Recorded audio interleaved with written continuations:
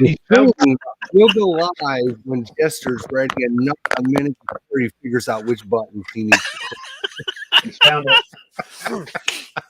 Yeah, we got some people in everybody, there already. thank you so much for joining us. New We're going to Year. have a super good episode. We're actually going to have a super long episode as well because we've got a lot to catch up on, a lot to talk about. And, of course, we have our 10 games that we are guaranteeing, write it down right now, guaranteeing that we're going to play in 2022. Oh. Tony's got his pen ready to go. And this year, as a special bonus, you all can participate as well. And at the end of the year, we're going to be giving away a game to somebody that completed their list of 10.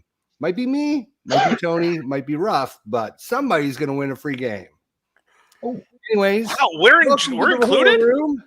I'm your host, ID Jester, with our other hosts. Hi, Tony's Board Life, of course. How's it going? Happy New Year, everybody. Hey. Don't overdo it, Tony. You won't get an Oscar for that. And of course, down the old man in the group with the lurgy. Yeah, not feeling too good. I've had this lurgy again. Got over Christmas, had a good Christmas, and then Monday, Tuesday this week, come down with a serious case of the winter lurgy. So if my voice starts going, forgive me. But yeah, apart from that, everything's not too bad. Well, I know we've talked about this a couple times here towards the end of last season or last year, but we want to thank everyone for coming out and supporting us through the years. So a big shout out to everyone. OG, great guy, great channel. So go check him out. Bill, what's going on? Happy New Year to you. Mike, how you doing, Mike? Thank you for joining us. Richard, how you doing, Richard?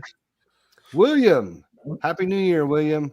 Back to you, yeah. The Blue Tweezers. Who's that? I've not heard of him. Is he a new channel? Yeah, He's like a new YouTuber. He's just a really small channel out there. Don't worry about him.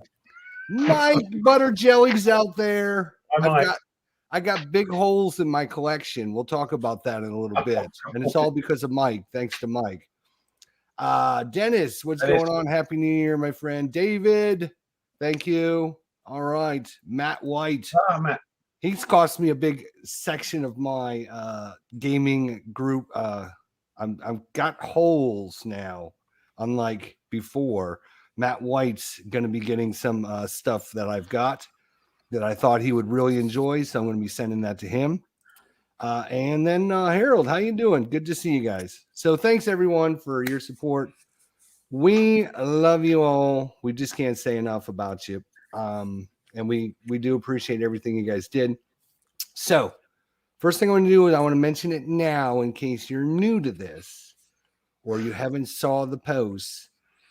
This episode, we're going to be doing a lot of stuff, but we're also going to be talking about the 10 games that we are guaranteeing that we're going to play in 2022. You this year can participate as well.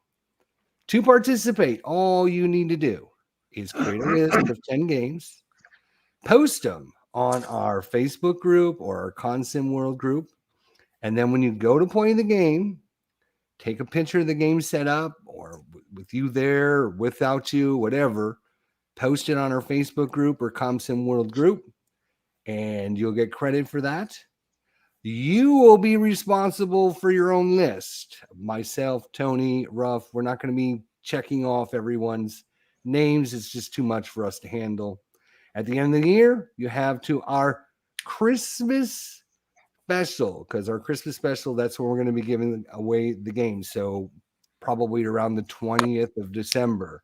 So none of this waiting to the last minute to try and get your 10 games done. So there you go. That's the rules. You post them, post a list, you post a picture of when you go to play it. Everyone gets to see it on our channel. It's a win-win for everybody.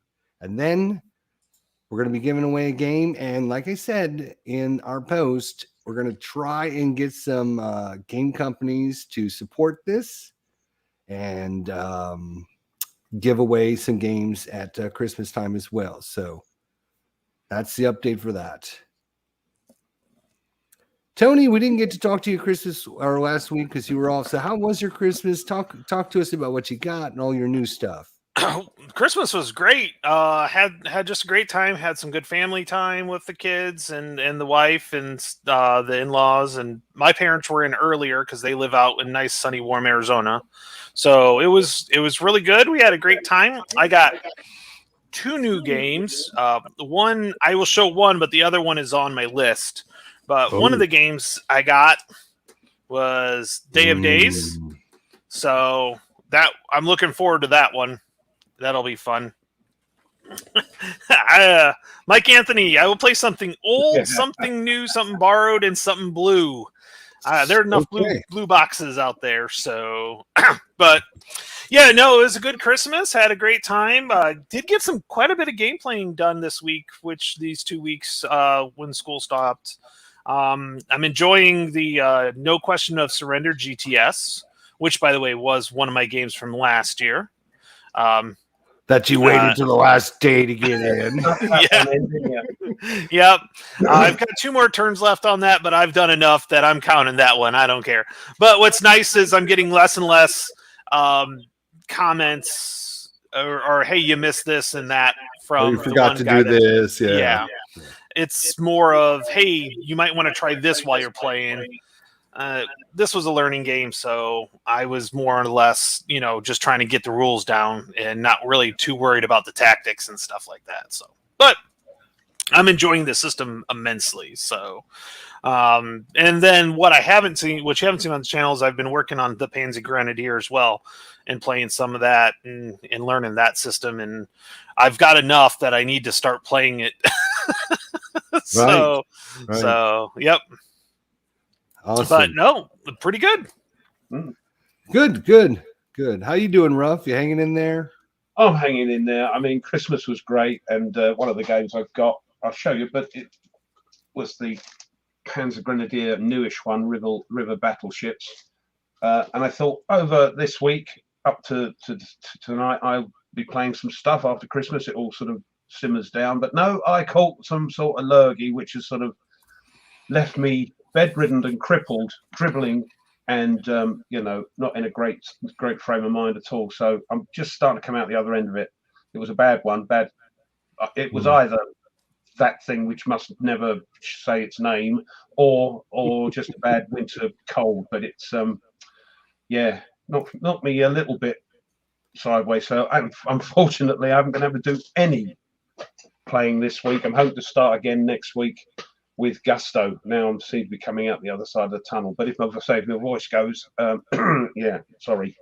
But apart from that, yeah, okay. Good. Tony brought up a good point. One of the things is for the requirement for you guys when you play your games, you do not have to finish a game, but you have to give it an honest try, at least a couple turns, at least a scenario. You have to give it an honest try. You can't just send it up, throw a couple dice and then be done with it. You have to give it an honest try. And again, this is on the honor system. So we trust we don't have the time or effort to try and keep track of everything. But if you don't post it, if you don't post your pictures, you won't get credit for anything. So I'll be keeping track. I'll be keeping track. Well, good, but not that good. We're not mind readers, so you got to tell us. Absolutely. So yeah, we're gonna get to this. Our 10 games we're gonna play this year. I keep wanting to say next year, but it's gonna be this year. Shortly after a little bit. And if you guys want to post your 10 as we go along through these, that would be awesome. We got a lot of things we are already scheduled. I've been in contact with several game designers and a lot of friends of our group here. And a lot of exciting things coming this year. I can guarantee you some things we're not allowed to talk about at this point yet, but some really exciting things that we can look forward to. So what are you looking forward to the most this year, Tony? Ruff, what do you guys think? Is there something out there that really like, oh, I can't wait. Sorry, excuse me. So, something that we're expecting in or we've got already? No, something either you're expecting in this year, or something you didn't have that you're like, I'm going to get that this year because I just have to have that game? I'm not like for a lot of sure. people, it might be like Atlantic Chase because they missed out on it. But Last time. it's going to be reprinted, so they're going to grab it as soon as they can. So Yeah. what would you say is your, one He or hasn't- two things?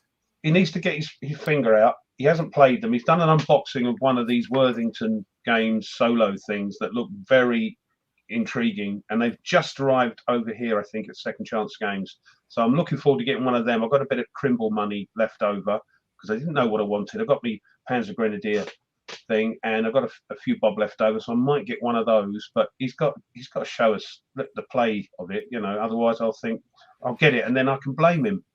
The other thing, I regret I can't get, and I'd like to try, are those two things you got from Forge Games. Is it the Air Force ones, the solo game? Oh yeah, yeah. And then two new ones because they won't send them out to the UK because of, I don't know, tax and nonsense and paperwork. And I understand it, but You want us just to buy them for you and ship them out to you?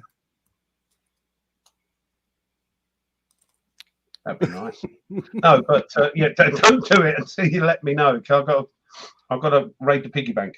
So, but I'd like to see those new ones played because you never know, do you? You're quite happy with the Air Force ones. Yeah, I really enjoyed it. It was a lot of fun. Yeah.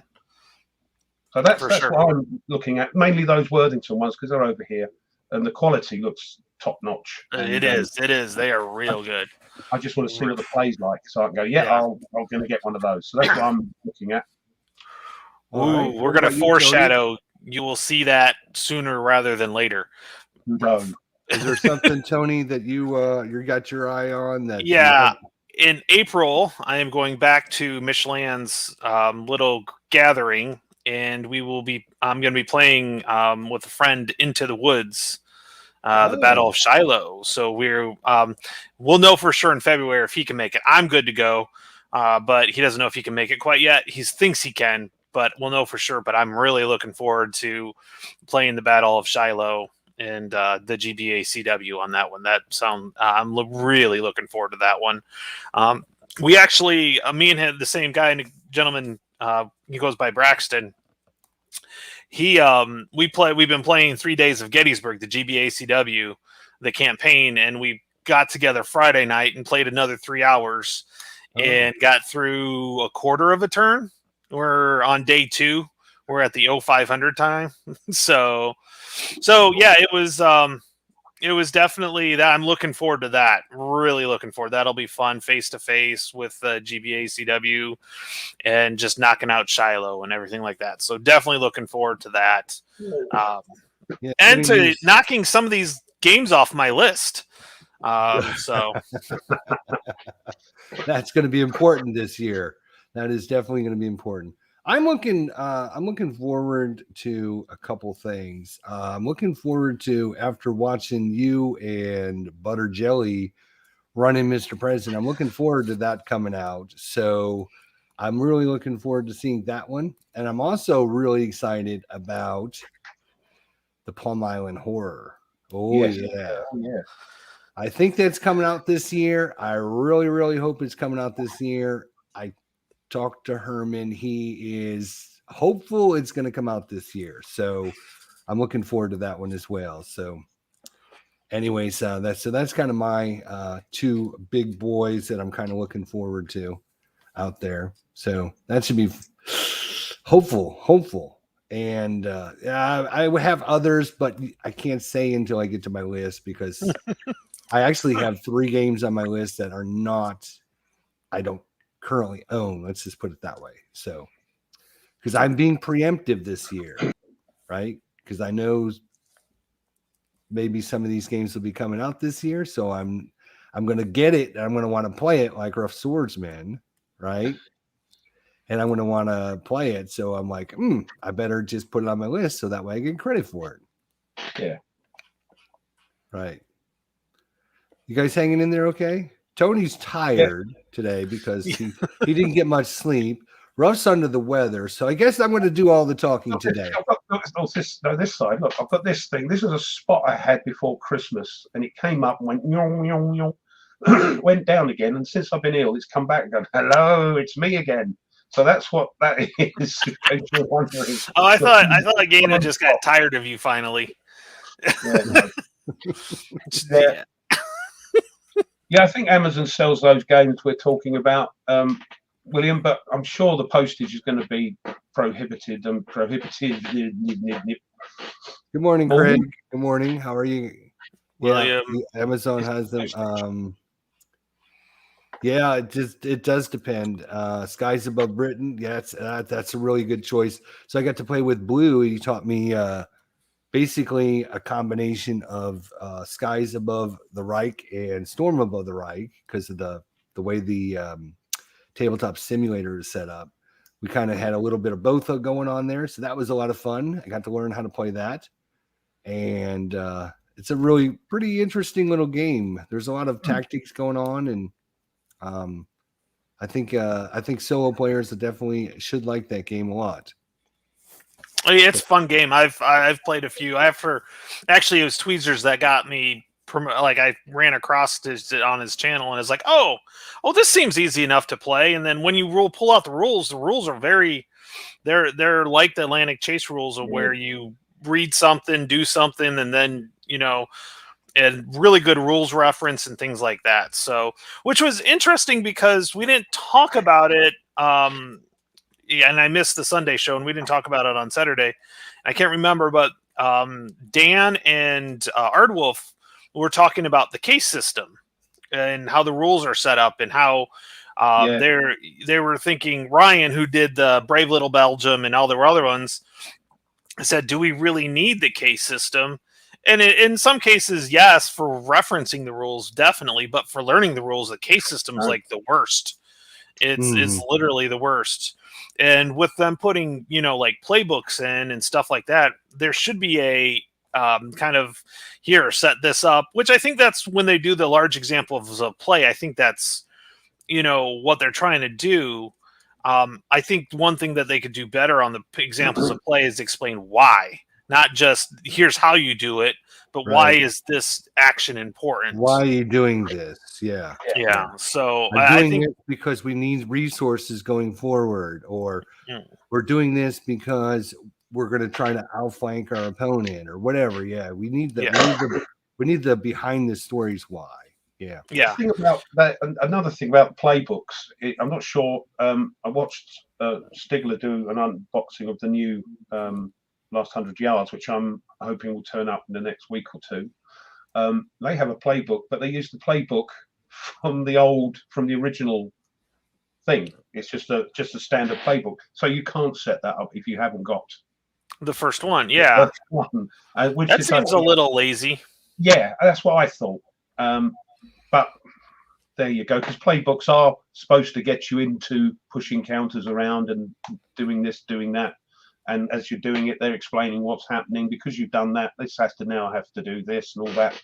But this one was unless, I'm pretty sure, it's got the old picture on it of the two German soldiers looking war weary. And inside it's the German and American counters, So yeah, that just seems like that's a missed opportunity. Yeah, I think for there. Yeah, I do. I will say, Blue Tweezers brings up Skies and Storm Above the Reich uses the case system. It just uses page numbers. Yeah, so that is super good because you go to a reference and you're looking on a chart. And like, it gives you the page number for the rule, and it's like, duh. Why didn't we think of this before, people? How come it's taken us 2021 years of existence to come up with this? Come on now. It shouldn't be that that innovative. Shouldn't be that innovative. It's great. Like Atlantic Chase is fantastic. Storm Above the Reich it'll say go through the sequence of play, and you go, number one, do this. In a blue circle is the page number. Go and read that, and then come and do it, and then look down the next one. Read this page. It's brilliant.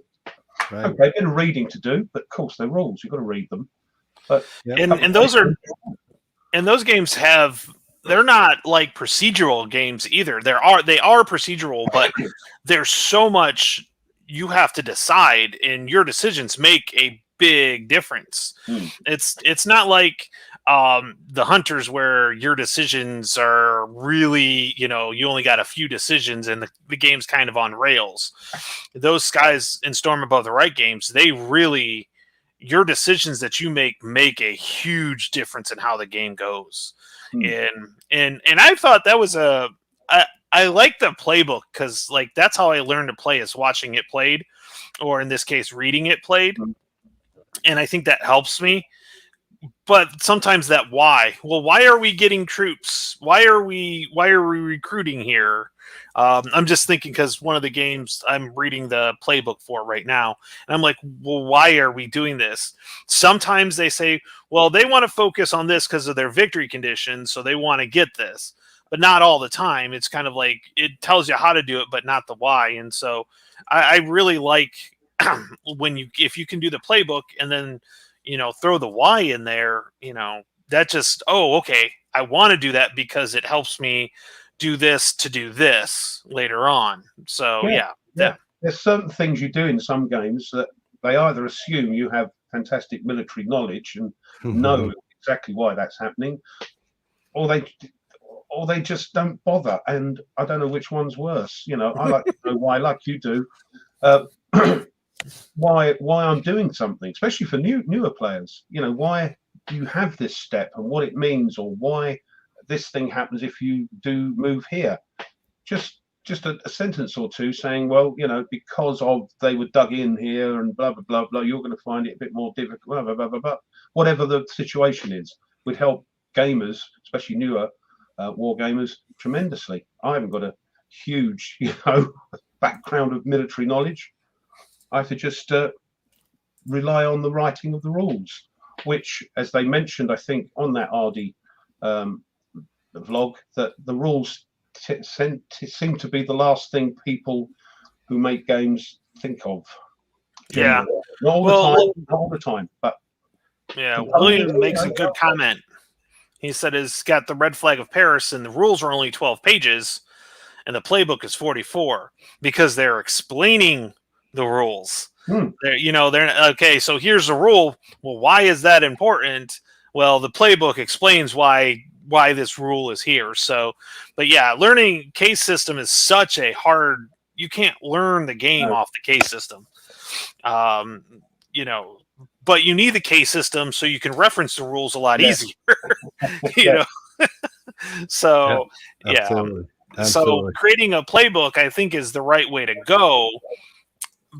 The other, writing good intro rules is an art. I just started doing a Panzer Grenadier game on my channel, and I love it, and I love the system and the counters and blah blah blah. We've talked about it many times, but man, one thing that really stands out is that rule book. It's only like 12 pages long, or very short rule book, but they do not go into a bit longer now.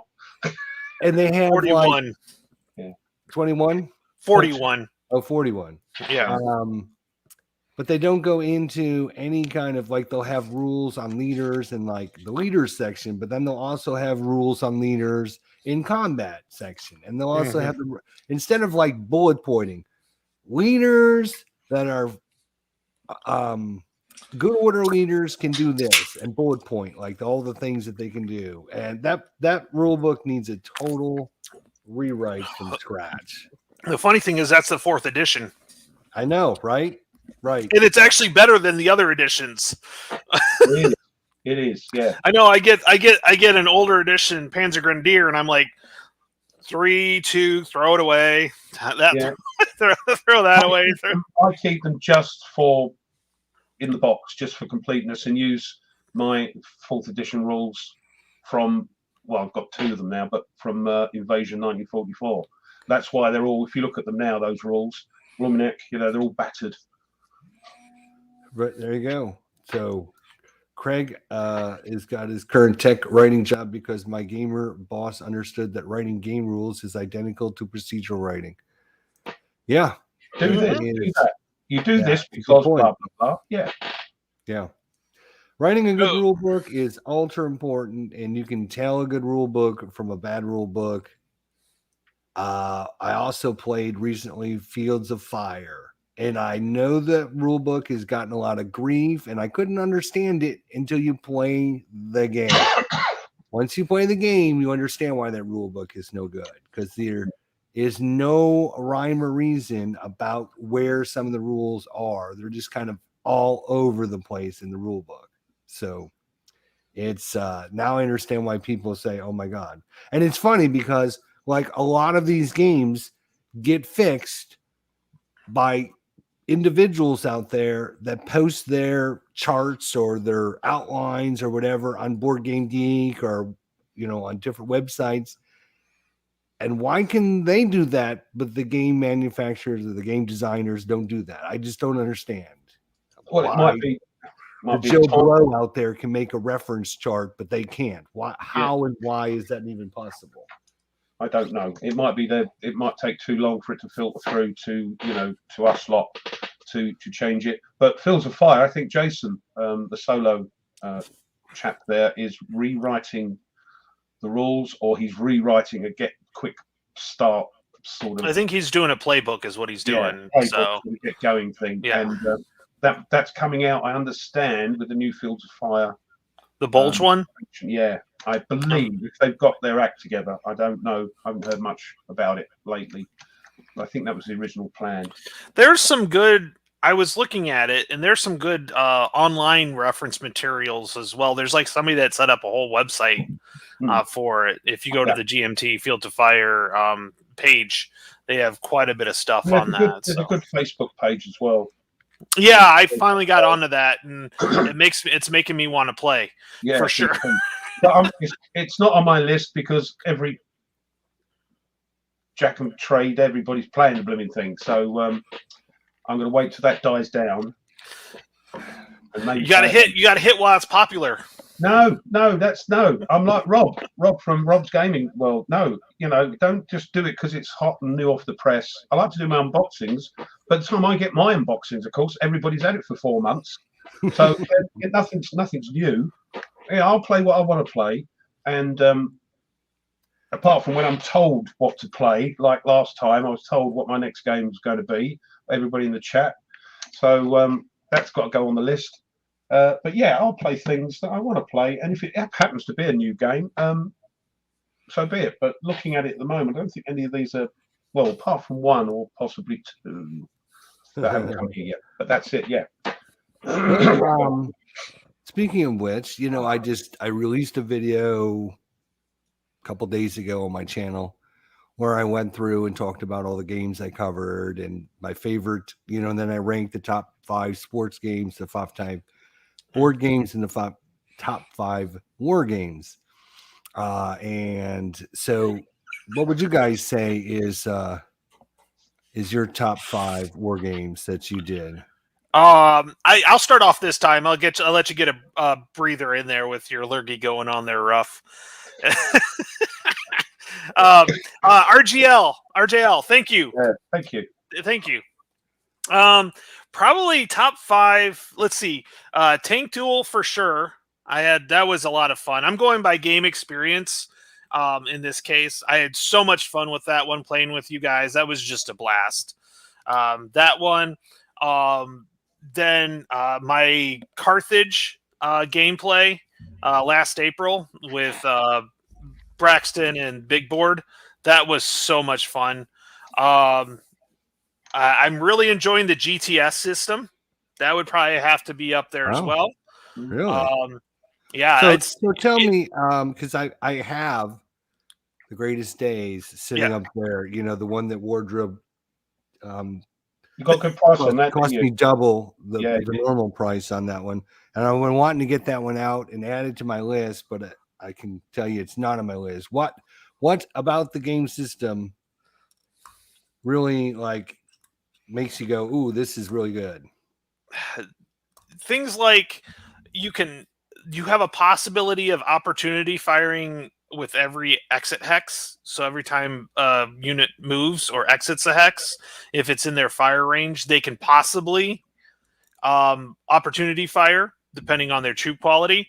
I always thought it was weird on some of these games that where the turns are an hour or 2 hours that you can't, once you opportunity fire, you're done. I thought that. Now on the tactical games like Panzer Grenadier, where they're 15-minute turns, I kind of get that because their attention is there. It's there for a minute, and then they're firing, which you don't see in the game, firing elsewhere or moving around or digging in or whatever. Yeah. And so things like that, I do like the assault rules because it's not just, hey, let's roll in and let's roll factors, and whoever has the most factors is probably going to win. I actually had a suppressed unit that actually withstood an assault by a tank. So, and a lot of it was because they were in Bir Hashim, so they have a few modifiers because they're in that area. They get a few extra modifiers. So, and then the assault lasts for 3 rounds, and then if you don't eliminate either side, then it's a stalemate. The assaulter has to kind of go back to where they came from, and they have to redo it again. I just really, really, really enjoy the way the system is going, and I've gotten great help from Gen Chaos 33. He's been very helpful with the points and the tips and everything like that, and sent me to what is it? Which one is it? Eagles Dare. Where Eagles Dare, they have some really good 1.1 rules player aids that had helped me a lot because it helped remind me of some things. Obviously, I can't get them all right away, but I don't know. It's just, some people don't like it because you're rolling for zeros, so you always have a chance to hit. Because if you roll a 0, no matter what, you hit. If you roll a 9, no matter what, you miss. And to me, that's always that lucky shot that you always read about. You're rolling for zeros, but every once in a while, you're going to hit when you're really not supposed to and do some damage. Yeah, and that's the bit you remember about the game. Yeah, exactly. When we stood up against that tank and we were suppressed and we beat the bugger off, and you remember that because you rolled your zeros or whatever, So. Yeah. So it's really fun. I really like it. I'm starting to really understand some of the rules behind it. The artillery is not abstracted. You have to have a spotter. You have to roll to see if you can have contact with spotter. And if you don't get contact, that unit is done. They can't do anything until the next activation. Or you have to pay, you can pay to do a second activation. And so there's this kind of resource management, and you have to buy formation chits. So to activate a whole formation to do kind of everything, you have to buy them their chit with their dispatch points, and you don't get a whole lot of them. So you have to be very selective on which ones you go for. And so I really feel there's a really, really, really good a system for it. It really has caught my attention. I didn't know, I was a little nervous about the rolling for zeros, but now that I find it, I actually like it because I can create a story and a narrative about it, so yeah, that's good. So that's I think that was 3 Nations at War. I was having fun chucking dice. Okay. That one was fun. I really, really enjoyed that. And then probably my ATS is number 1. I really, really enjoy that. It's so much fun to play. I used the cards, and I really, really thought that helped with solo play. Unfortunately, I'm not going to be able to get much out for the next couple months that I can put on a table because we are redoing basically 2/3 of our first floor. And so our living areas are now, I've got this little niche, but over to the side here is going to be our living room, our TV room. So I'll probably be rough, where I might be telling them to shut up so I can video over here. So that's your top 5. I know it's going to be a long episode today, Tony, but thank you for I'm trying to really make sure. Thank you. It's rough. I'm sure you've already forgot the question, but the question was... top 5 games that you covered on your channel this year. What do you think? I've had a rethink of this because I think I said last time what they were. I think we had a little chat about it on our Sunday show. And what Tony says, the thing I'm thinking about, the ones that weren't necessarily on my channel, but I played live with either you guys or Tweezers, and of course the Tank Duel, even though unfortunately I don't own a copy, was fantastic fun. The first time I'd ever sort of played face to face, so to speak, with people rather than playing solitaire. And it is just as much fun, a different type of fun, and it's different to playing solitaire, which is great fun. But playing face to face is great fun, but different. You get what I'm saying. So that was great fun. That and Wolfpack, I can put that in there, both mics. They were great fun. Also, thanks to Tweez, him teaching me Great Battles, American Civil War. Not a great knowledge to do with it, but again, great fun because I was playing with the person and the sort of interaction and joining in with the chat and cheering me on when I threw well and correcting us when we didn't quite get it right, you know, and Stigler joining in and all that. That was great fun. And Warfighter as well, playing Warfighter and Fields of Fire and all that. I could go on. They're all great games. The games that I played the best, I enjoyed the most, of course, was Atlantic Chase. That was one of my favorite games of all time, I think. And I could have called that one. I know. And Mrs. T's War, Mrs. Thatcher's War. That was tremendous fun, which is why I'm quite interested in finding out about these. No, it's a different company, these Worthington games that you've got a hold of. See if they're a similar sort of hit that I'm going to get. Yeah. Wise. But yeah, I think playing with people, even though they're thousands of miles away or hundreds of miles away, was great fun. But those two games certainly stick in my mind over the last year. And yeah, I did a lot on Atlantic Chase and finished off. I think I played one thing wrong right at the end, but I don't think it would have made a lot of difference. But yeah, great fun, fantastic game. And not only that, but after you with your playthrough with Blue Tweezers, after you beat them, you sent us out an email talking about how you won the scenario and how great you played and everything. So that was Tweez, he's lying. He's lying. Also, Men of Iron, playing Men of Iron and actually beating Richard. You know, that was good. Yeah. What was I playing? I think I was. Did you guys, you know, around the Christmas time, we always have these game sales coming on from the different companies and, you know, promoting their stuff and everything. Did you guys end up getting anything? I did. Before you get into yours, because it'll take me an hour, but okay. Because it'll take you an hour, and I'll forget what the hell I was talking about. I did 2 this year. First one I did was with Lock and Load. I bought a whole bunch of their stuff because they had a Christmas sale going on. I'm not sure if they still have it going on or yes, not. till the 3rd. Till the 3rd. Okay. Really good deal.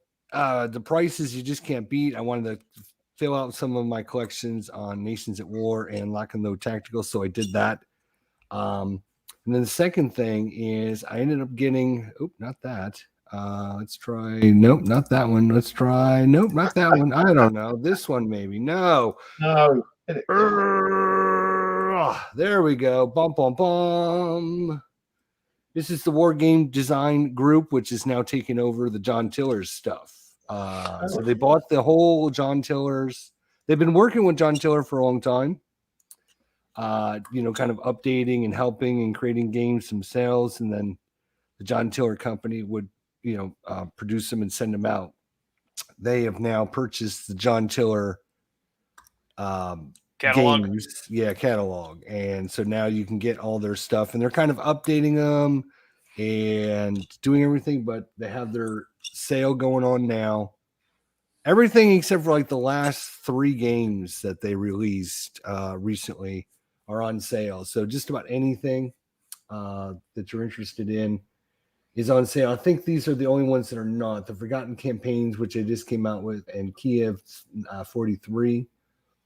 But they have Civil War battles, early American war battles, First World War campaigns, modern air power, modern campaigns, musket and pike, Napoleonic battles, naval campaigns, Panzer battles, Panzer campaign, squad battles, and strategic wars. I think they have like, I don't know, 47 different titles. So I thought I would mention that because, and if you spend $200 or more, they give you bulk discount. So I would highly recommend if you're going to pick up some, if you're going to pick up 3 or 4, you might as well go for that extra because the discount's actually pretty big.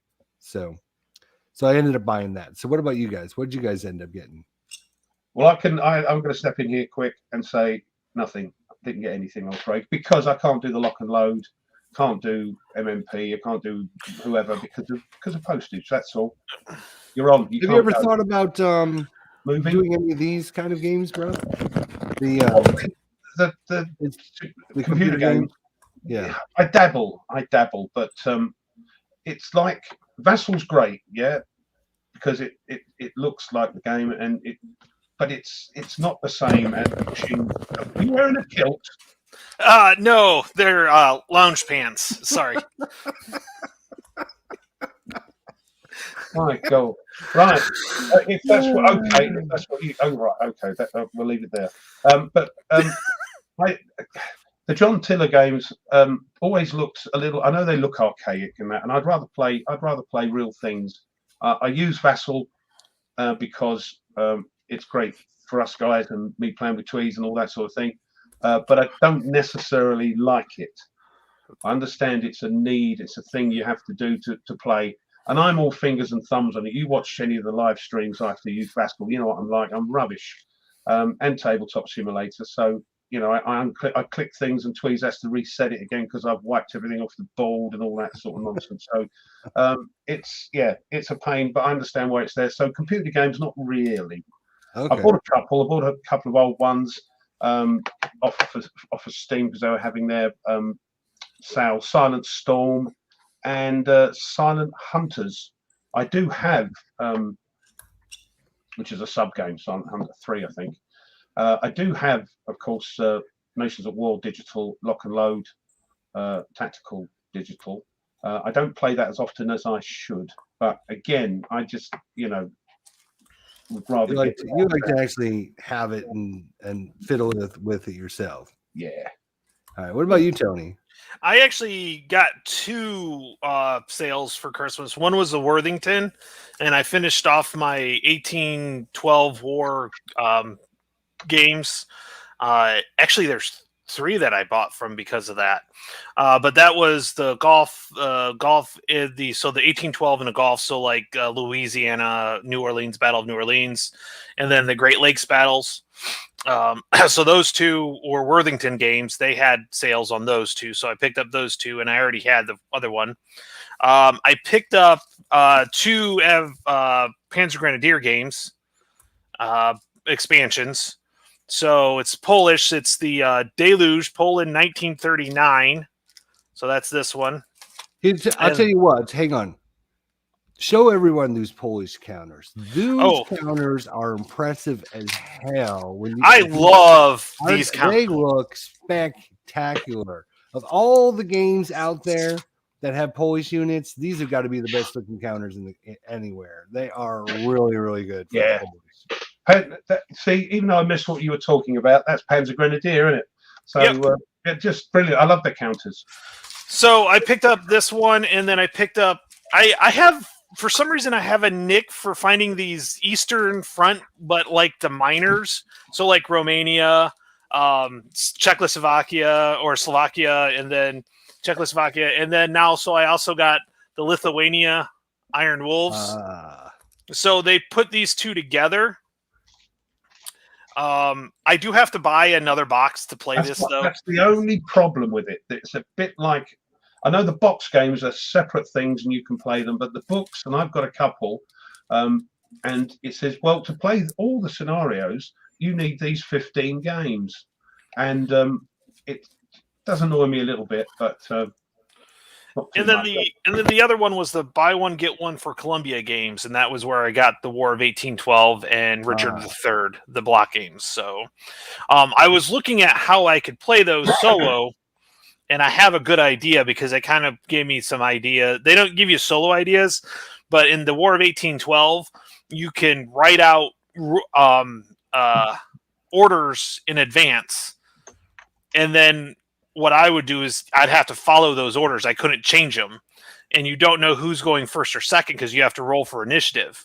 So I'm thinking that might be a way. So it might cause some attacks where there normally wouldn't be, and things like that. So I'm going to play around with it. There's not that many blocks. It's not that big, so it should be pretty easy to work on. So, but yeah, no, those are. So I actually did get quite a few. I forgot about them, but yeah. And Matt was asking me, to be quite honest, and bless Phil at Second Chance Games, they're a retailer, so when they do a sale, it's not like Lock and Load where they'll knock 50% off, or GMT where they'll knock 50% off. Phil can only maybe knock off 10-15%. And to be quite honest, I'll just wait. If I want the game, I'll just buy it. You know, if it's a 50% off game and I want it, I'll buy it. But yeah, I understand with Phil, it's a shop. He has to import the stuff in, and then you can't knock it down like Lock and Load can, for instance, right? Because you're losing money. That's the problem. It's a bit selfish, I know. Support your friendly local game store, but you do support them plenty. I do. I do get all my stuff, and I always give them a little thing in the description. You know, for the game for the UK buyers, I always give them a link. Always give them a link for the game if they've got it. So yeah. Jester, there is one other game I got for my daughter that I think you would be interested in. What's that? Talisman, but the Harry Potter Talisman. I've seen it. I've seen it. Yeah, so my daughter's really big in the Harry Potter, and I like Talisman, so I was like, hey, this is going to be the best of both worlds. So, and we have a lot of friends that are Harry Potter aficionados, so we'll get a Talisman, 4 or 5 they've people really play. expanded now. There's all kinds of offshoots for that game. Yep. Once it got out of Fantasy Flight, we're sick of it. We're sick of it. Over here. You're sick of it? No, Harry Potter over here, because it's everybody comes over. Americans come over. They go, "Oh, do you know Harry Potter?" And I go, "Where's Sherlock Holmes live?" Oh my God! Right. So, having said that, there's the 20th anniversary, isn't it? That's all over it's on Netflix now. The 20th anniversary ting. So yeah. For which one? Harry Potter. Barry Trotter. Is it 20 years already? Oh, Barry Trotter. Barry Trotter, yeah. Wow. I can't believe it's been 20 years. When you see the kids that are in it, and you see them now, and you think, oh, God, I feel old.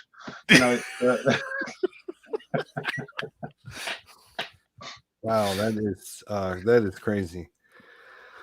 All right. Before we get started with our 10, we'll give you like a 10-minute warning. If you're here just joining us, we're going to be going over our 10 games we're going to cover, and we're guaranteeing we're going to play in 2022. If you want to find out rules on how to participate with us, follow along. They're on our ComSim World or Facebook group. If you are not a member, I would highly recommend you join. At the end of 2022, everybody that completed all 10 of their games and posted on our ComSim World or Facebook group a photo of the game in action, you'll be entered into a drawing to win a free game at the end of 2022. So if you want to participate with that, make sure you're on our Facebook and ComSim World group. Make sure you post your list. We'll give everyone, because we are generous here, everyone till next Saturday to post their list. So in case you're watching this, later on YouTube, you have till next week. So that would be the 8th of January to post your list. And you have to have your 10 games completed before the Christmas special next year, assuming we're still together. Yes. And you have to have posted photos of the game. So we're going to be covering our games so you guys can follow along with us as we do. Have you seen that, Tony? Tony, how did we do last year? Links to the group. Links to the group. You kept our group stuff over last year. What happened? How did we do? I'm not going to acknowledge it. for Wow. Ruff's sake. No. Ruff played plenty of games, but they just weren't on his list. This is what happens. Oh, this looks fun. Yeah. Yeah. Squirrel. Yeah.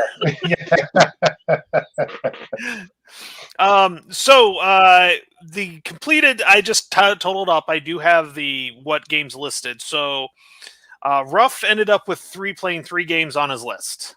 Is that it? I thought it was 4. Wow. I think it was 3. You must correct me if I'm wrong, but I have that you did World at War 85, D-Day Peleliu, Tokyo Express. I think you're right. Yeah. 3 of 10. Can we move along? Nothing to see here, please. That nothing is to see here. 30%. Yeah, it's better than none, isn't it? Wow, that is. I thought I did bad. That's really bad. All right. Okay, Man. and so both Jester and I tied. Oh, yeah, I knew I should have squeezed one more in there. Damn. There's one I have a question, but I don't think you actually played it. I think you might have actually got rid of it. I don't know. Which one was it? D-Day Quad. I remember you unboxing it. I did a tutorial and an unboxing of it, but I did. Okay.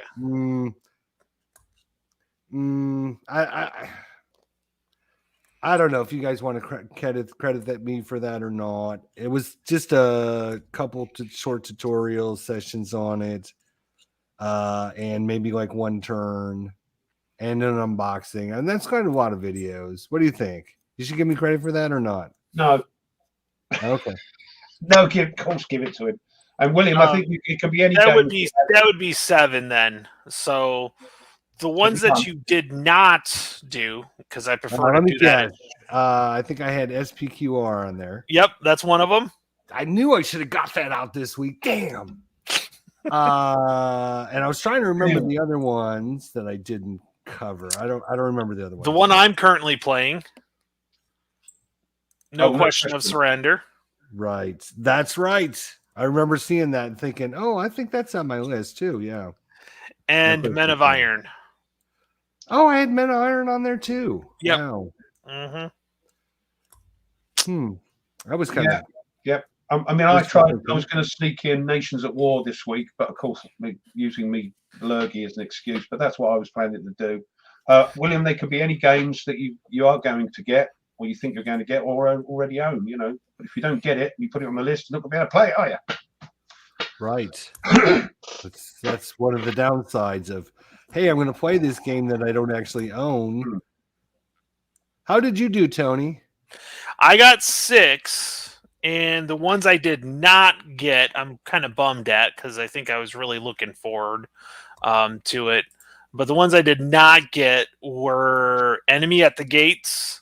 Ooh. Oh. I remember how excited you were about that one. Yeah, Unconditional Surrender, which I'm still kind of pissed. Mike, I'm going to get that to you, by the way. I'll put that link up there. I'll do it now. Okay, thanks. Gandhi and World at War 85. Yeah, right. You didn't play Gandhi. Yep. What else? World at War 85. Really? You didn't play that one this year? Nope, You I didn't. talked about it a bunch. Yeah, and I keep wanting to play it, and I just hadn't gotten it. I did another Lock and Load Tactical instead. I did Lock and Load Nations at War when I probably should have done the other one. So, yeah. So that was that. So not too bad. I'm okay with the 6. But Tack Up Wargaming is the name of our Facebook group. And Ruff just put a link in there as well. And for the Consim world, guess what? It's named Tacked Up Wargaming. Yes, I know we try to be as creative as we can here. We probably should. And I did put a link for that one up there as well. Didn't, but so Tony will put a link in for those. Oh, I already did. Well. Yeah, I already did. It's up there. All right. Yep. So if you want a free game in the end of 2022 or a chance to win a free game, be part of our Facebook Compson World group. Post your 10 games you're going to play. Every time you play one, just take a quick photo, you upload it to the channel, and everyone gets to see it in action. And then at the end of the year, if you played all 10, you're entered in a drawing.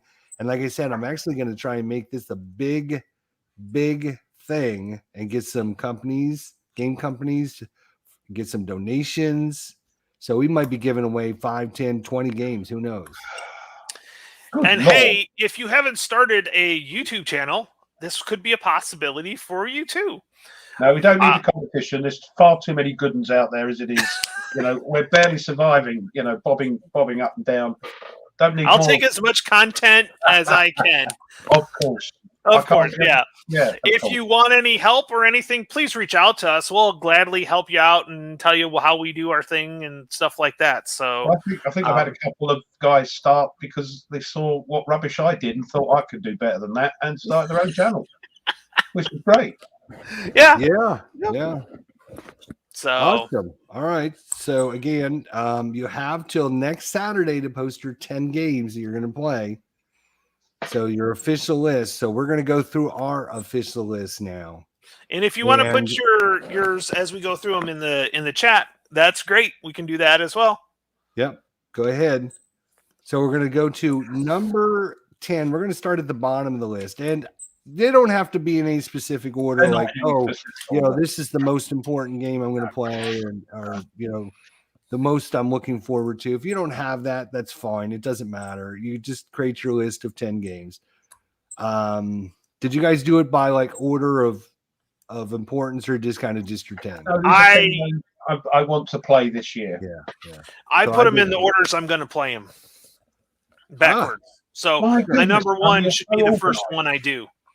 It's chaos in this household. I can't think one day, to the next. Now, whether it works out that way is a different story, but this is how I'm going to go about it. Yep, so let's let you fall on your ass, and we'll have a good laugh.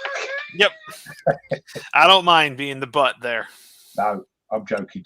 I've done mine just as 10 games I want to play this year. Let me get up my official Word document that I cannot show to anyone until after I've revealed it. So we've been talking about this for at least 2 or 3 episodes, at least 2 or 3 weeks. So last year was kind of a last minute thing that we threw together, thought it would be fun to do. And it turned out, as you saw, I had 6 or 7, Tony had 6, and Ruff only had 3. But now there's a game on the line, right? So now there's a competition going on. So now it's officially serious. It's not just, I'm just going to throw this list together.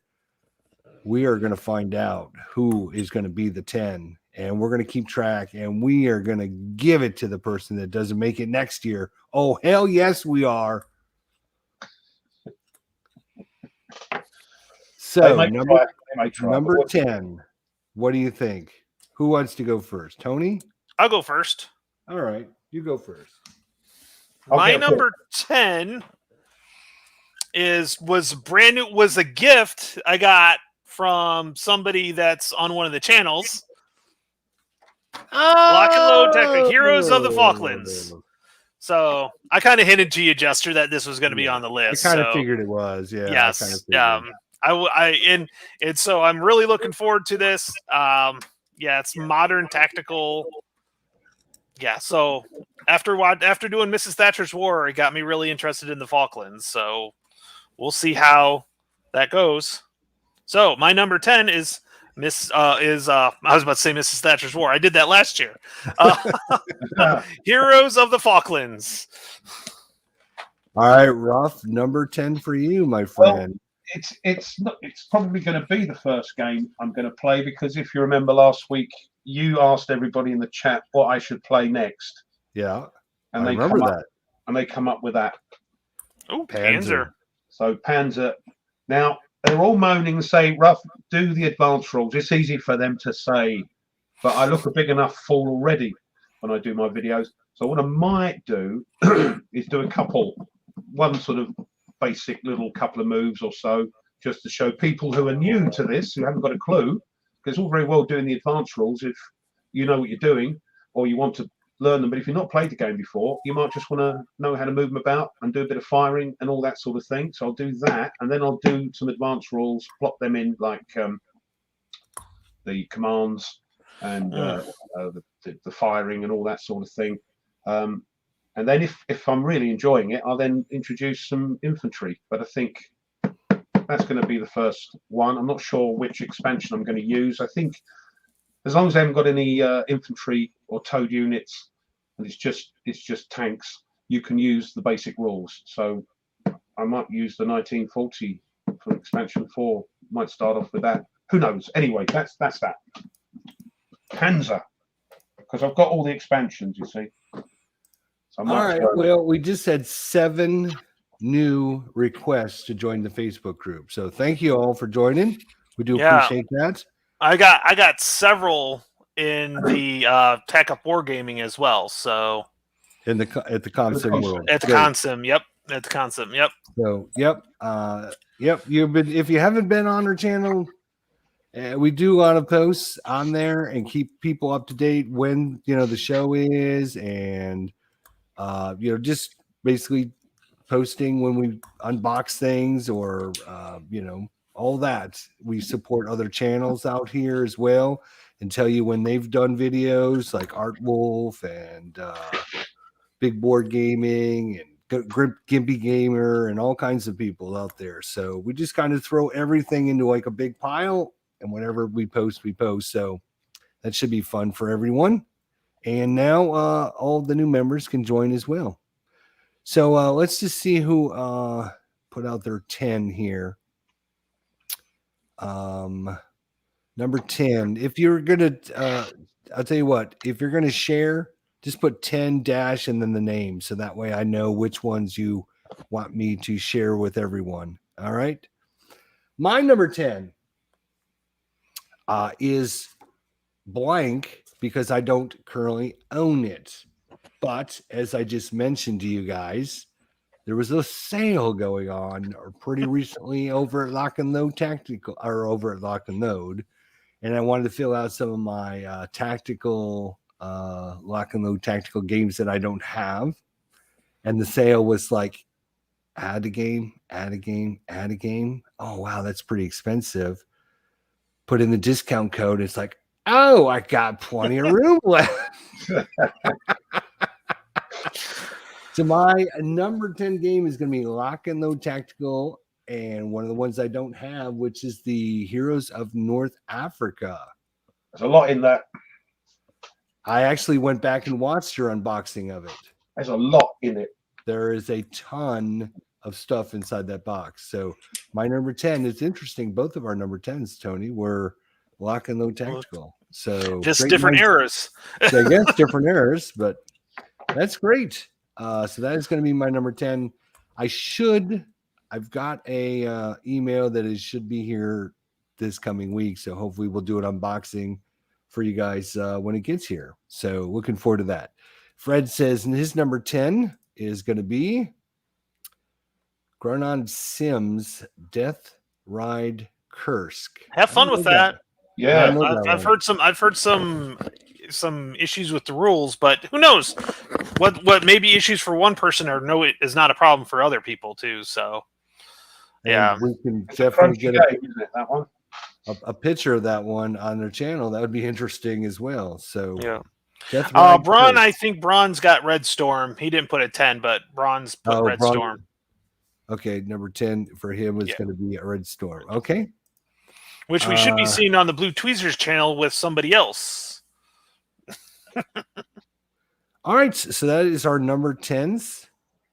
Now our number 9s. And if you guys, again, just put in 10 dash or 9 dash so we can keep track of if you want to share your list or not. That's fine. Either way, you'd still, even if you share your list with us now, your list is not official till it goes on our Facebook group or Consim World group. It's not official until it goes on there. So everyone can see what you have on your list. There's proof. As proof, right? We're not going to have this. Oh, yeah, I play my 10 games. No. Because we're going to be giving away lots of goodies next year at the end of the year. Ooh, we got some more 10s on here. Okay, some more 10s come up. Tim says his is Forgotten Legions. Okay, good game there. And Richard Kerr says Warfighter Modern. Warfighter. I have not tried. Have you, Ruff or Tony, have you guys played any of the modern one? Have you guys played the modern I've got a one? video out. Yeah, that's how much you watch it. Oh, you did. You did with Blue, right? Did you do the modern? No. I did one on my own, modern. When was that? Oh, that was a year or so ago, I think. Well, then it doesn't count. No, I'm just saying I played it. You asked if I played modern. Yes, I played modern. Okay, you have. I've played modern. I haven't done a video, but I have played it. So yeah. How'd you guys think of the modern compared to the World War II? I prefer the World War II. I think I do. There's a lot of gizmos and things with the modern, and some people like that. You know, with World War II, it's pretty basic. You know, you get a Sten gun and you get the bullets. In the modern, you get this gun. And do you want these black bullets, or do you want these super fast things, or exploding ones? And some people like that. So there's a lot of expansions. I mean, I've got a ton of World War II stuff, and I'm quite happy with the bits and pieces I got for the modern. So I can bring that out and amuse myself for many an hour. All right. Let's see. We have another number 10 here. Wing Leader. Craig says Wing Leader. All right. And Peter says Ironclads by Yaquinto. That's an older game. That's an old game, really old game, yeah. Yep. All right, let's go ahead and start our 9s. Craig says his 9 is going to be Heroes of Shadows over Normandy. Yep, Heroes of Normandy or Shadows over Normandy. The Shadows is like the zombie version of that. So, yep. All right, number 10, guys. You can start posting them now as we go through ours. Tony, number 10. I am going to stay with the same manufacturer. Lock and Load, Nations War. I don't know which one I'm going to go with. Yeah, it's either going to be Stalin's or White Star Risings. I haven't decided which. I've already did the Africa one, so I'm going to do that one. Tim Zales has got the same one as me as his number 9. He's got it. So now again, I'm putting them in, and it could change. I'm putting them in kind of the order I've got. This is heavy. Why is this box so heavy? Oh, I got the compendium in there. That's why. Right. That's like, why is this one so freaking heavy? So, wow. All right. Blue Tweezers, he's a little slow, so it took him a little while to keep up, Tweez. Yeah, try to keep up, Tweez. Yeah. Number 9 is going to be MBT for Fred. Tim has Nations at War, White Star Rising. Good. Mm-hmm. And Richard says Lock and Load Tactical Normandy. Okay. And we showed you Craig's. I don't think I missed anybody's, but Ruff, who do you got? I've got to play. Sorry, number 9. It's the game the designer sent me all the bits and pieces, and it's actually on the table here now, set in the 17th century Peasants' War in Germany, Eisenhut. But how the hell do you spell that? That's one of the things. They're using this old Germanic sort of writing, like Gothic-y sort of stuff. That's Ensenhudt, Eisenhut. So you're being smart because you're going to be doing a video. I've got to do it. You're going to do it, so you might as well add it to your list so you can get full credit, right? Yeah, I gotcha. I'm using a noodle now. Yeah, but I've emailed the designer to say, look, I might have some issues. Can we do a live stream privately? Do a like we do a StreamYard, and I'll have it set up. And can you walk me through a couple of turns? Because bless him, his English is much better than my German. But again, it's a case of, I think, assuming I have got assumed knowledge about how the game works. He's been developing this for 11 years, and there's a lot of it. You can see it stretches right across the table. And it looks like there's a good game in there. So I need to get in contact with him and iron out a few sort of problems I've got. It might be me misreading the blooming things, what I'm like. So that's I'm hoping that'll happen. I'll get that done first, hopefully, so I can clear the table and get a couple other games out and get them ready. So that's that one, Eisenhut. I think I can pretty safely say you're probably the only one that's going to have that on their list this year. Yeah, you can go and download it. Yeah, it's a print and play game for free. Oh, you But can. the amount of stuff. All right. Legit. Blue Tweezers has Atlantic Chase. Bill, keeping up the fire. Bill, I don't remember posting your number 10. If you want to go back and post in your number 10, I don't recall seeing your number 10 for us. If you want He's to do that. got Tarawa 1943. He did his next two. So Tarawa 1943 by Worthington Games would be his number 10. That's getting a lot of play, isn't it? That's getting a lot of thumbs up and a lot of yeah. I must have missed that. I'm sorry. Okay. DJ Flippy is slow as well. Try to keep up. Devil's Cauldron. Ooh. Wow, he must own GTS. Yeah. Wow, he must own the old game or he's hoping the new one that comes out.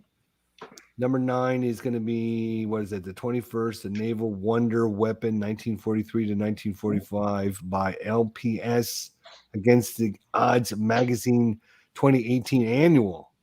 I just didn't want to write all that down. That's Holy crap. DJ Flippy says Old School Tactile Volume 2. Right. All right. So my number 9, Tony. Yep.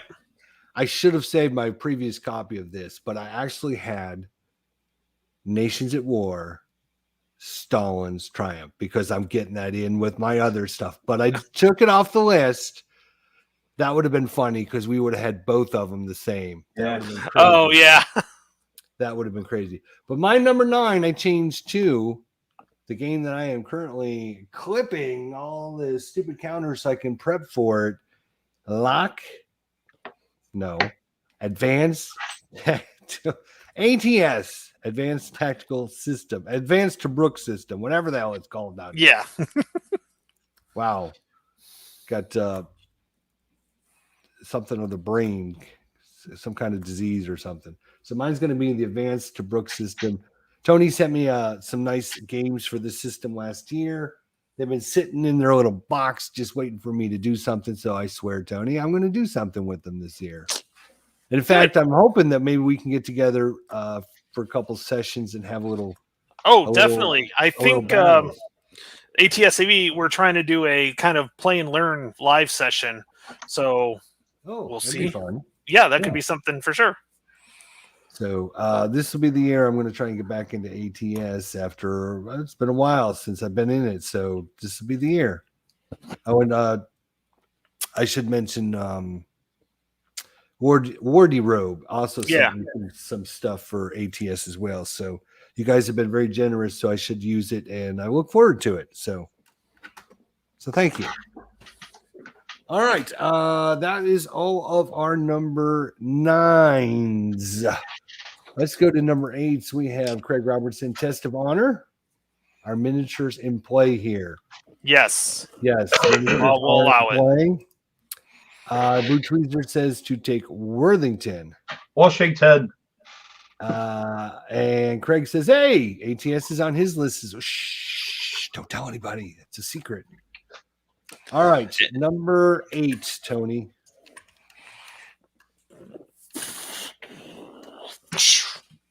Ooh. MBT. MBT. Yep. So I want to make sure it gets on the list because I really want to play it because it looks like fun. You got Panzer as well, though, haven't you? Mm-hmm. What made you choose that over Panzer? I'm starting to see I like the ATS better. I see why Mitch said he said a few things to me about Panzer. Not that it's bad, but I get the same out of ATS. It's very similar when it comes to penetration values and stuff like that. Fair enough. Right, that's fair enough. I don't think I'll ever play ATS unless somebody sends me a bucket load of stuff. Then I might, who knows. So that's my turn. Yep. Just a sec. Let's catch up on the chat here. We got Tim Dale to say in Panzer Army Africa.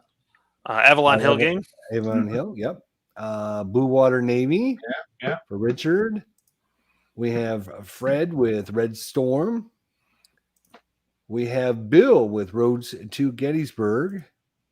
And we have Peter with ASL, a scenario 2 from the Steelworks patch from Lone Canuck. Okay. ATS or ASL is also on the list now. It's good to see, it's interesting to see what people are looking forward to play next year at this point. So thank you guys for sharing. Yeah. All right, Ruff, what do you got for what are you doing number 8? Well, I'm hoping we're getting together with a certain YouTuber known as the Blue Tweezers to play Red Storm. Ooh. Yeah. So you're doing Red Storm and you're hoping that you get credit because you're playing with Blue Tweezers. I get it. Okay. Yeah, thinking. The poor soul has got to teach me this monster. And it's going to go off and it's on my list. So it's a win-win, isn't it? Yeah, pretty much. I do. That'll be okay. He'll have 2 done then, so he'll just need to do 2 more to break his record. Yeah, easy peasy. See? As long as I keep improving year upon year, the company will you better have all 10 next year. There's going to be no excuses come the end of the year. There's going to be no excuses come the end of the year. And Craig, you will not find anybody to tell you to limit the number of World War II tactical games. There is no such thing. There is no such thing as having too many. Talking about how many World War II tactical games do you want? Just one more. That is it. All right. So I'm doing my number 8 now. DJ Flippy threw his up at Fields of Fire 2. Fields of Fire 2. Yep. He's a brave man. All right. If anybody else wants to throw their 8s up, my number 8 is another game I currently don't own, and I really, really think it's coming out this year. And it better, because otherwise I won't be able to complete all 10 of mine. My number 8 is Mr. President. Oh. He's taking a risk. I think we'll be okay. All the art is done. I talked to Butter Jelly, and he thinks it's going to be coming out this year. So yes, there are several games on my list I am taking a severe risk on, because we are not 100% sure they're coming out, and who knows with COVID or whatever, but I don't own them yet. So yeah, two of the 3 games I've named so far I don't currently own, so I could be in trouble. No, I think you'd be all right with the lock and load. It's just that Mr. P might not. That's I think it will. We're on the fine. We, meaning I'm a playtester. If it doesn't, Butter Jelly is going to be in big trouble with me. So. All right, what are we at? Number 7. All right, number 7, guys. We already have one up there. Blue Tweezers jumping the gun here. Combat system, right? GB42 for Blue Tweezers. Go ahead, Tony. We'll post the rest after your. Oh, really? Right, man, another break. And here's what I'm going to do. I am not going to do World War II. I'm not going to do Vietnam. I am going to pick one from the Korea because I've never seen anybody do one from the Korea. So, wow, I'm going to do a Korea scenario. The reason why? Because it's a bit of a pig to play. Yeah, probably. But why not? Let's. Yeah, just because it's hard doesn't mean to say you shouldn't play it. Is that one with all the towns in it, of the city in it, or was that? No, it's Nikon River. It's the Nikon River. Yeah. Volume 2 has the. This has 2. Volume 1 has the Nikon River or Heartbreak Ridge. There's 2 kind of campaigns in that. Right. Yeah. That's right. So I'll have to figure out which one I want to do and maybe do some research and see if one's a little bit easier. Could be very droll. It's known as the Forgotten War, isn't it? It's because it's not over with. It's still. Yeah. All right, number 7. Before we get to rough here, we got TCS. Oh, wait a second. Fred and Blue going to get together to play? Because that's exactly what Blue put. Right. Yep. Richard Kerr says Combat. Ooh, nice one. Like Nice. that. Yeah. So Bill, expensive. Twin Peaks. Yeah. William, Arietta. It's another TCS. Mike Butterjelly saying it wasn't me. was Don't mine. believe him. Don't believe him. Zero Eater by DVG I for forgot that Tim. one, the other one, Nice. yeah. TG Floppy, Killing Ground. The Killing Ground. Peter says Barbarossa Crime, a smaller scenario or two, but not the campaign game. Oh, it's That's probably fine. supposed to be Crimea. Probably, I would guess Crimea. And Craig says, surprise, it's ATS. Oh, Not sure which module yet. Maybe Scottish Corridor. Let's see. oh, those hedgerow maps are nice. That's a nice set because it's the Geo one. Let me inspire him. I want to play this one. Play me. Do the play Forgotten me, play me. Platoon. Do the Forgotten Platoon scenario. That's a nice, small, good one to do. Peter says GMT's Barbarossa Chimera. Yeah. Not sure which scenario. Okay. Yeah, you don't have to do the whole campaign. You can do a small scenario, because sometimes those campaign games might take the entire the entire year, if not longer. Yeah. You'll get credit as long as you give it a good go. And what else do they need to do, Ruff, to get credit? What do they need to do? Send me money.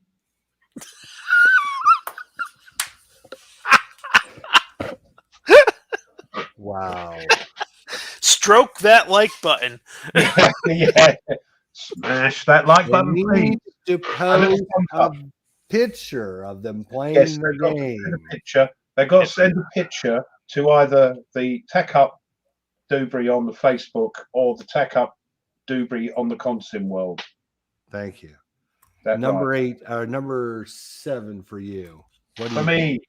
not necessarily this one, but one in the system. Panzer Grenadier. And the Grenadier. Nah, well, he won't do that. We don't have to worry about that one. Shut Okay. up. Shut up. Right. Wasn't that on your list last year? Nope. No, it wasn't. It was Oh, only on was it your on list. his list? Oh. No. We're going to force you to play that. I've been doing everything possible to get you inspired. It's not like he has not put it on his channel. He does have a battle on his channel. Now, granted, it looked like orange marmalade all over the place, but I know, that Eastern Front one. Yeah, the Marmite maps. Yeah. I don't mind them. they don't bother me at all. Yeah. Yeah. Oh, that's funny. Orange marmalade everywhere. Yeah, they are like that. Yeah. Yeah, these maps, those East Front maps, they certainly. All right, my number, what are we on, 7? Yep. Oh, he's got this one. I actually own this one. I actually just played it. I should have had Blue Tweezers wait a week, and then I would have already had credit for this. Storm Above the Reich by GMT Games. I just did a playthrough with Tweezers. Had a great time playing it with him. He taught, really went through the game pretty well. I have a pretty good understanding, as we talked about. Understanding to play this game is not that hard to begin with. It's just finding the time to do it. But I'm going to find the time because, it's a great game, great system, and a lot of fun. And you got Skies Above the Reich, you got Storm Above the Reich, and pretty soon we're going to have Skies Above Britain. So you're going to have a lot of variety there. So my number 7, Storm Above the Reich, thanks to Blue Tweezers. I probably wouldn't have put that on if it wasn't for Blue. So thanks, Blue. Appreciate it, man. Good job. All right, we're on to number 6. You guys want to start posting yours in the chat while Tony goes through his? That'd be awesome. Number 6. Bayonets and Tomahawks. The French and Indian War. There we go. Got it. Had to get it. So definitely wanting to play this one. It's going to get to the play. There's not enough French Indian War games out there, and this is definitely one of them for sure. And everything I've read and seen about it, I haven't seen any negative comments about the game at all. So easy to solo. Yes. Yeah. Yes. Mm-hmm. Yeah, they have some even recommendations in the rules on how to solo it. Huh. So, yep. Don't know why I missed that one then. Anyway, probably just as I well. definitely missed that one as Yeah, well. it's a war where Britain actually wins. I know.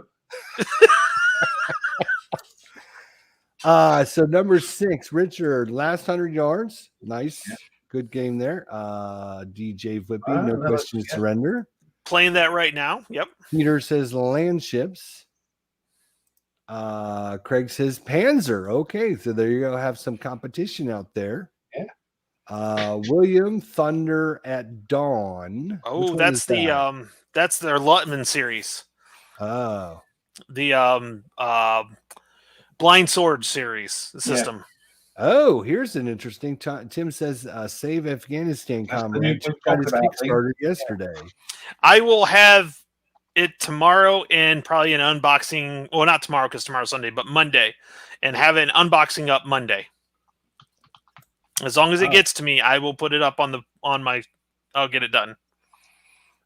Fred says last 100 yards. Matt White. Matt, where's your 109876? What are you doing, Matt? Come on. Fading glory for Matt. Missed them. Did I miss them? No, he missed them, but that's okay. Bill says Jumping unconditional surrender for number 6. Blue Tweezer says high frontier for all. Oh, nice. All right. And Ruff, what do you say for number 6, Aru? Warfighter. Warfighter. Oh, the UK. Are you going to do the UK airborne? No. I've got 2 big, huge boxes of the stuff. I wasn't going to get them out. It's just a generic thing. I don't know what I'm going to do yet, but it'll be a bit of Warfighter. Sweet. You're going to play some Warfighter this year. Did you play it last year at all? No, I've neglected. You played it. No, you played it on Blue. Tweez, yeah. Yes, you played it with Tweez, right? Yep. Yeah. I've not played it on the table. I've missed that. Yeah. But now, when you played with Tweezers, was that a World War II one? It was like it wasn't even it was like the super modern. Was it the private? No, I think we played World War II, I think, and we played modern. I can't remember now. They sent us all the vassal things, which was nice. So I might even do it on that. See how we go. Leaves the table free, doesn't it? Again, not great. I do like the actual bits and pieces, but there we go. We'll see how we go.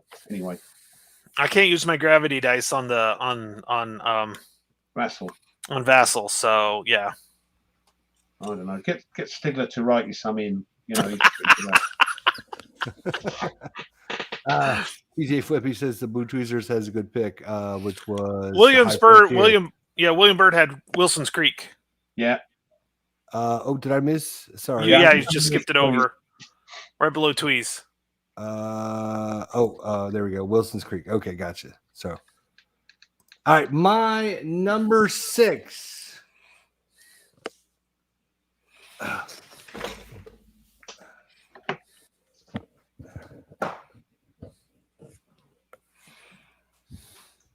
have to be extremely careful about taking my games down off my pile up here because I've got a bunch of holes in there now because Mike Butter Jelly was able to hook me up and get me the expansion for Labyrinth, but it cost me like half of my collection of games. So I got holes everywhere. But my number 6, I told him I was going to tease him about that. So my number 6, I waited for this for the longest time. It finally got here late towards the year, and I never got a chance to really get it out. I actually started this last year on Vassal. I did like a turn or not even like maybe a turn or two, but this year we're going to try and get the whole game in. I had the mounted maps for the longest time waiting for this. It's finally here. So we're going to play Normandy 44. 7-minute game. So I look forward to actually getting that and actually not playing on the Vassal. I'm going to try and do it on the card and dice thing. So we'll see how that goes. Hang on a second. I need to. I took care of it. Oh, thanks. Appreciate that. Yep. Um, Was it dodgy? Yeah, I missed for some that. reason, Jester's been infiltrated recently. Yeah, All of he a sudden, upsets people. You know, that's what he does, and he's reaping what he sows. I missed that though. wow, I see. It's my fault. Right. Okay, that makes sense. So we're now in the top five. Top Again, five, these are guys. just games I'm playing, not necessarily in the. Right. We're not doing them necessarily in any order. Tony is, but we're not. I know, But, yeah. I'm going to try at least. Number 5, Tony. What is your top 5 game? You're gonna It is going to be. definitely guarantee. Absolutely, I'm playing this game. What is it? It's going to be one of 2 games. This is just one of them because it's a series, but I'm probably going to do this one just because I want to. It's just showing off again, aren't you? Because you got it. Wow. This was a Christmas. This was the other Christmas present. Nice. Yeah, no, I'm just jealous. So I don't know where I'm going to put the box because it doesn't fit anywhere. I was either thinking this one or Operation Mercury because I have that one as well. Yeah. So the one one of the I want, two. yeah. I still need to do an unboxing of this one. So that may come sooner because it's after the Monday the 10th. There's going to be construction all over the house. So, but number 5, The Greatest Day, or something on the GTS between this and Operation Mercury. All right. Let's get to the crowd and see what they have to say. Richard, Labyrinth, War and Terror. DJ Floppy, Iron Tide. William Bird says Churchill. Tim says Across the Navarre, the Soviet assault on Estonia. If that's a Revolution game one, good choice. Matt White is Battle of Rhode Island. That's the American Revolution series. Yeah, good. Greg is Car Wars. Fred is Line of Battle to Take Washington. Peter, Warfighter. I'll go wrong with a bit of Warfighter. And the Woo Tweezers. Yeah. He's trying. I see you guys had already worked something out. That's cool. Hey, you missed Bill. You skipped Bill. Yep. Sorry. Wing Leader. So another vote for a Wing Leader game out there. So cool. Lots of variety coming to our channel this year. All right.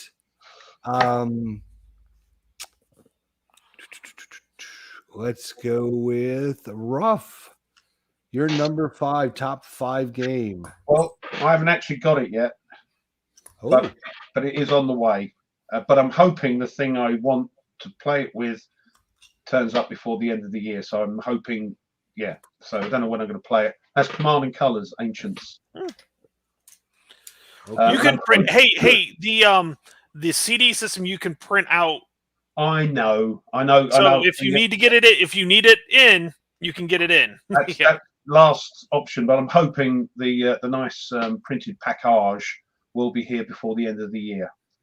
There's enough people pre-ordered it, so I think it's supposed to go to the printer this month. yeah. I So had it up. I don't have it up anymore, but I think it's supposed to. it's looking I okay. think Ancients. towards the end of the month. I think it's supposed to be, yeah. Hopefully, let's hope, right? We can always hope. You don't necessarily need it, but it'd be nice. Yeah, I'd like to play with it and show people that as well. But I've got that into play, hopefully with my boy, to get him back into playing some war games. That was fun with my daughter. That was a blast playing with that. It was a lot of fun. Mike's 5 is Old Ancient Conquest. His 4 is going to be Ancient Conquest 2. 3 is Chariot Lords. 2 is going to be Genesis, and 1 is going to be Sixpence and Shoe Italia.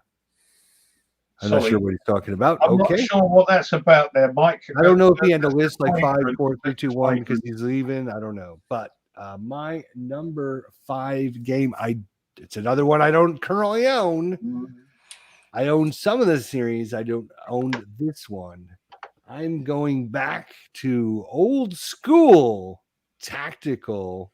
I'm going to try and pick up volume 2 because that's the West Front. I love my West Front games. So I'm going to try and pick that up. I actually had a tab here just a little bit ago that actually had it on there because I was gonna order from their website. So Old School Tactical. I'm gonna try and do Volume 2. If I can't get it or whatever happens, I always have Volume 1. It'll be an old school tactical, whatever. Yeah. Yeah. But I'm gonna try for Volume 2 because I think that's with the airborne missions and stuff. It's adds a lot of cool stuff to the game. So Old School Tactical for me, number 5. All right. What are you doing, Tony? I get an ink on me. Oh. Uh-oh. Number I'm 4. If you guys want to start typing them in the chat, why Tony goes through his number 4. Oh, wow. I'm getting kind of low on my number 4 is Horse and Musket. Dawn of an Era. Yep, this is Hollenspiele. It's like the holdfast system where you use points to activate things like that. So it's like Command and Colors, but you use activation points instead of cards. So it's very similar to that. So yes. Get what Mike's on about now. Right. So Horse and Musket, Dawn of an Era. I do have one expansion plus one of the annuals, so I'll have to figure out which battle, but one battle from this because there's like so many of them, and I do have the upgraded counters and stuff like that to go with it. So because they did a huge series upgrade, so I bought all the upgraded stuff. So all right, number 4 for the rest of everyone. We have Peter with Stalingrad 42. Nice. Just when you started off with Old School, I thought you were going to say Tactics 2. Long enough. Richard Nano, Matt White, La Bataille de Hainaut. TJ Flippy. Oh my gosh, La Bataille. We have 2 La Batailles, yeah. Hey. Yeah. Bill with Next War Vietnam. Cool. William with Versailles 1919. William, you're going to play that solo or you're going to play with people? Interested to find out if you're going to do that solo. I should have put that on my list because we haven't finished it yet, and that could have gone on there. Right. Damn. Jim, Absolute War for GMT. Fred is going to do GMT Fighting Formations. That game I need to get. I'm hoping they'll reprint it because Matt White bigged that up big time, and it looks really good. Yep. Craig Robertson, Wings of War. This one by the end of January, most likely. Cool. The Blue Tweezers, Into the Woods. And Mike Butter Jelly says, yes, Fighting Formations. William says solo. So he's going to try it with solo. Let us know how that goes because I want to do it solo. I want to do it. I want to do it either, myself or with people. But if I want to try the solo, but I've heard, kind of mixed reviews on that. My number 4, and Ruff and myself, we are old grognards in the heart, so we think alike. What's that look for? Nothing. Sorry, I'm not well. My number 4 is Command and Colors Ancients. So I know I'm getting that this week. Yeah, should be here.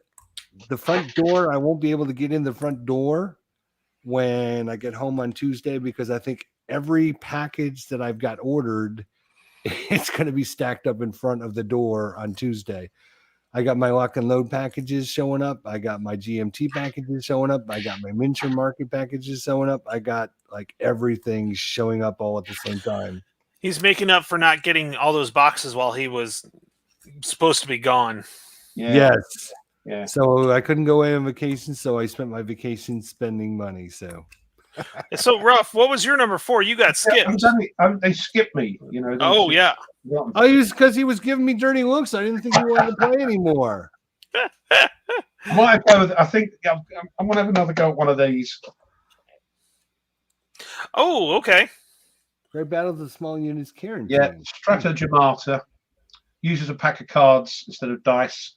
I quite enjoyed the other one. Although I just had a comment on the one I did a couple of years ago, getting on for now, and you put one on. Of course, you forget, don't you? I've got to read. It's only a short rule book. I've got to relearn it.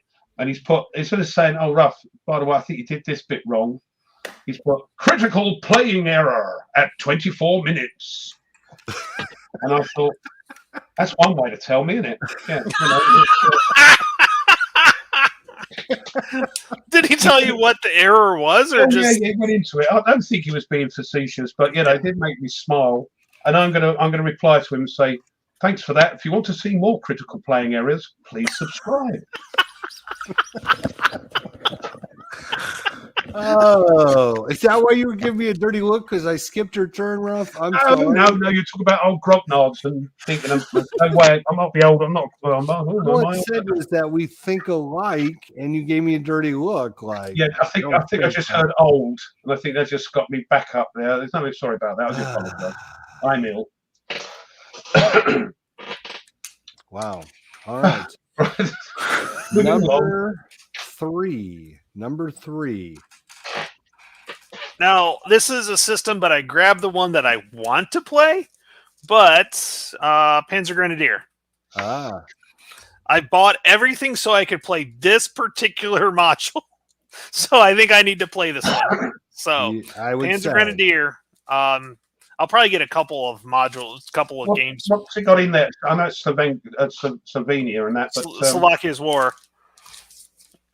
It had to get Fire in the Steppe and Broken Axis. Right. And I got those. Games, yeah. Mm-hmm. But yeah, the counters on the Panzer Grenadier. I love the counters. They're great, aren't they? They're bloody gorgeous. Yeah, they are. There's not a lot of info on them. You don't need a lot of info on them, and they're just pretty. Yep. And the newer maps that they come out are really nice. Yeah, the newer maps. Now, yeah. Although I don't mind them, the counters make up for it.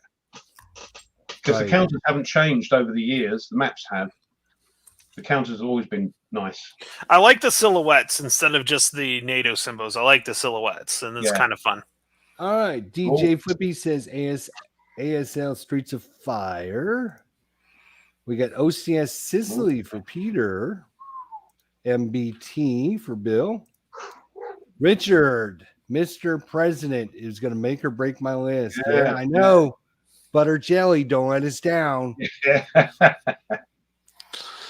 Critical Plays Error sounds like a great name for channel. It does. That's what I was thinking. Napoleon invades Spain.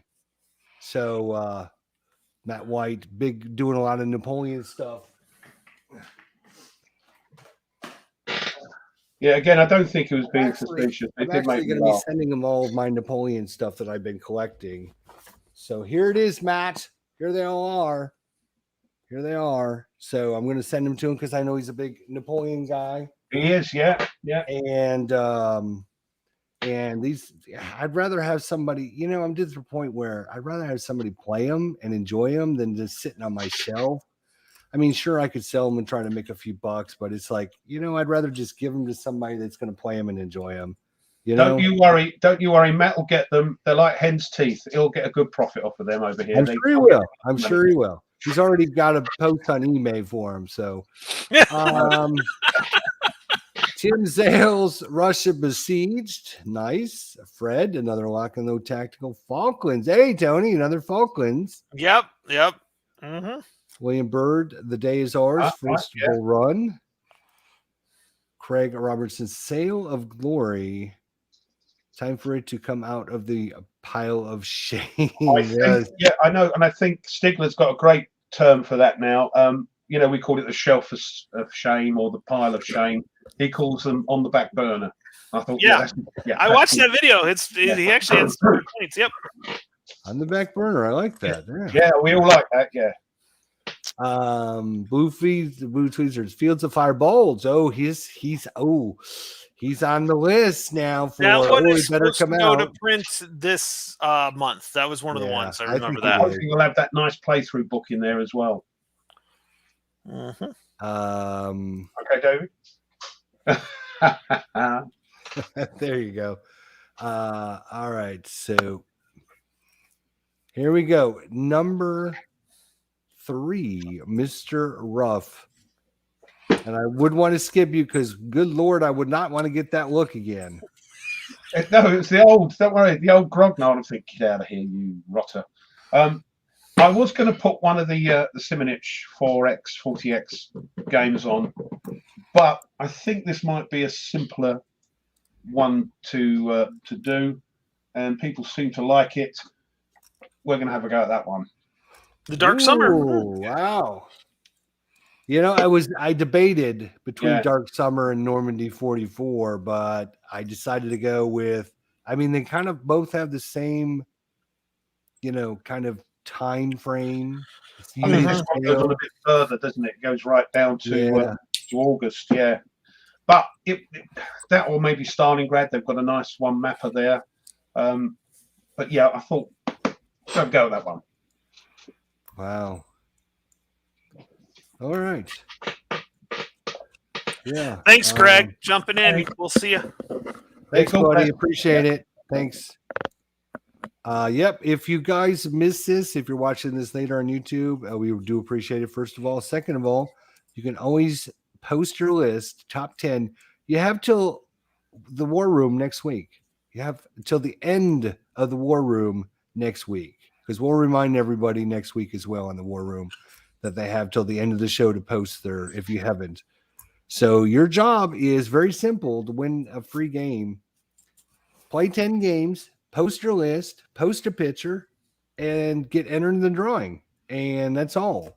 You're basically going to be playing the games anyways, so you might as well share with us, and you could end up with a game at the end of the year, as we're going to be giving away a game to one lucky viewer or one lucky person that completed their list. We've got quite a few posted in here now that I'm looking at it. Quite a few on the Consim one. Good. So good. And I'm doing the Facebook one as best as I can. So, I got a couple more requests here. So thank you guys. Awesome. They're probably spammers. They're going to be trying to spam us with stuff, but my number 3, and I know this one's going to be completed because I'm currently even in the process of playing it. Panzer Grenadier. Yeah, where's the box? We're all playing it this year then. It's behind. I could swear I see it. What the hell is it? It's got to be here because I have all the stuff. Can't get the staff, can you? Oh, hold on. I think we've got is that a dodgy? Yep, that's a dodgy one. Yeah, get rid of it. Yeah, well, this right now, I don't know why I can't find the box. Remove, yeah. Yep, remove, and then I just put as spam. I don't know. I don't know where my box is. So just, put me down. I'm probably Mike Anthony can even see it. Cursed south flank. It's right there. Where? Where? You'll have to tell him where it is, Mike. He's getting old. His eyesight's going. I know it's here.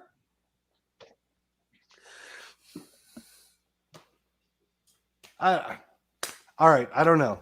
I'm probably going to choose to play, because I'm playing Curse now. I'm probably going to put down Fall of France, though, just to make it so that I have to play another one. But and it's under the open box lid. Behind you, to your right side. There's an open box. Look down. On the arm of the sofa, is it? Yeah.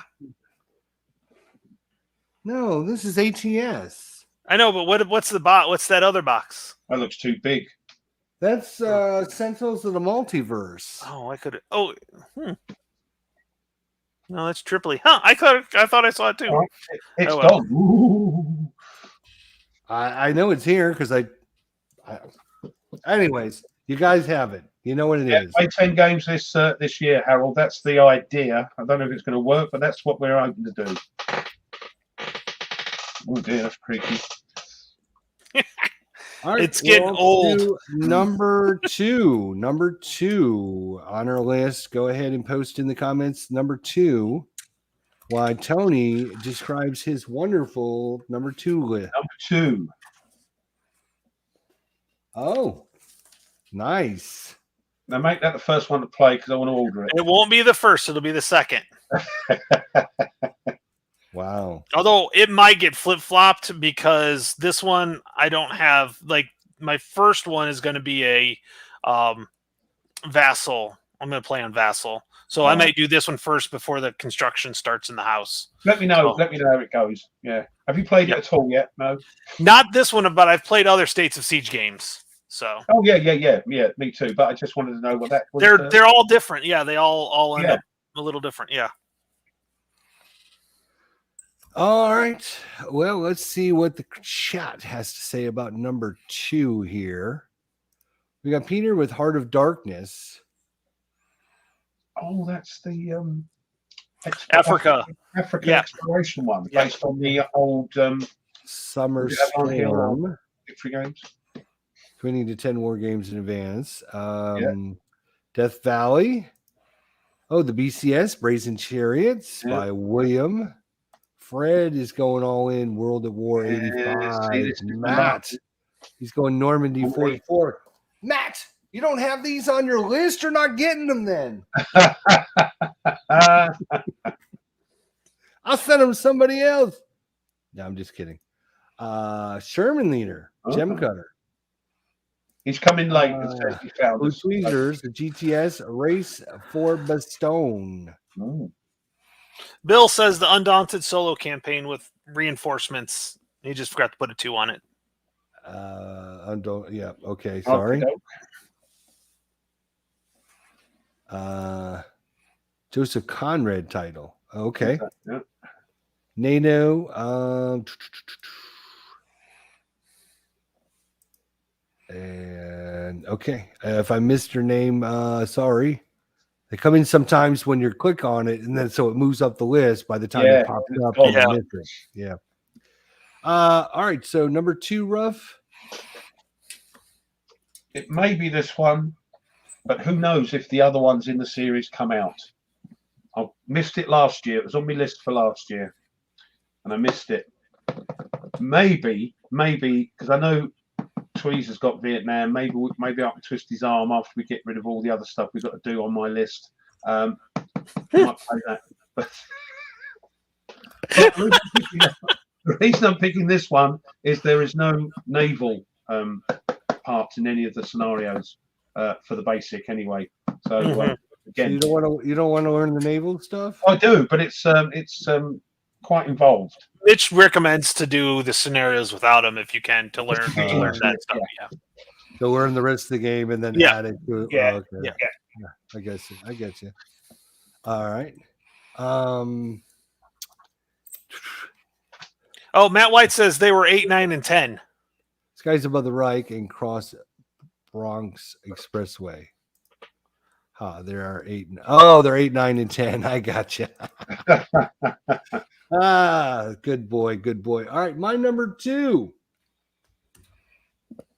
We know we're going to be playing this year. We absolutely know we're going to be playing this year. That's what I thought, David. Yeah. If you don't have India or Pakistan, yeah, we're going to be playing Tank Duel North Africa. Hopefully, we're going to be playing it with the designer, Mike. I didn't shoot that low to put a game on that we're going to play with somebody else. You know, it's terrible. Wow. So I don't know if we'll play this North Africa or we'll play one of the other expanses or whatever, but I know we're going to be playing it. So if you don't have it on your list, you're just wasting the spot. Oh, Mitch jumps in. Hey, Mitch. That's what I thought. Yeah. After I gave you the third degree about it. Naval activity in the base game anyway. Mostly just roll to see how long it takes the allies to take control of the ocean. Hey, Mitch, we've got some ATS players on here on our list. So, yeah, we have banned them.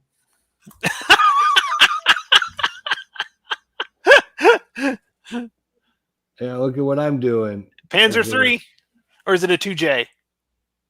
Looks This like is a 3J. 3J. Okay. Happy New Year, Mitch. Yeah. Mitch is, of course, one of our great visitors, great guests that we've had. a great designer. One of my favorite moments from all of our shows last year was when Mitch showed up with his Survive the War Room t-shirt and revealed that to us, because he had on like a jacket, and then like halfway through the show he took the jacket off, and it was like epic moment. It was, I still laugh thinking about that. Oh, that was great. So Hey, That- Wardy Robe. Wardy Road is Yeah, here great. in the house. Yeah, designers in the house. And David says that he purchased Korea after seeing Mitch on the channel. Well, glad to help out Mitch, and I'm Yes, sure yes. we get a little You have kickback this from him good at some character point. now. That'd be awesome. So, all right, here it is. Number 1, boys and girls. Number 1. Happy Wardrobe. Oh, it's on the list again. You didn't do it last year. What makes you think you're going to do it this year? Because I've been reading it and figuring it out the last week or so. I was going to try to sneak it in this last week, and I just didn't get a chance to. But this one I'll do on Vassal. So what I'll probably do is I'll probably flip-flop them and do this one that Ruff wants me to do, because I'll have time and less construction, and then I'll do this one, because anything I can do on Vassal I can do over the next couple of months. So Wow. Well, it's interesting. You've now bound and determined to get that one played, and yes, and you were thinking, "Oh, I'm going to get it in before the end of the year," but you couldn't because of whatever. So now yeah, you just got it all prepped life. and you're ready to go for next year, right? Yep. Oh, you guys are tricky at this. Wow. Uh, Let's see what the chat has to say about their number 1s. Boom, boom, boom, boom, boom, boom. We got Combat Commander. We got Europa Universalis. we've missed some. We got Richard Kerr at the top there, and Tim Zales. Yep, sorry, Richard. That's World at War 85 and the Ansky's Shield. Legion going.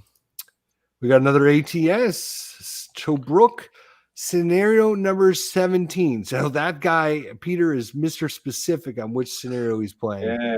Peter, I haven't received your package yet, so I'm just waiting on it. Hopefully you have my address.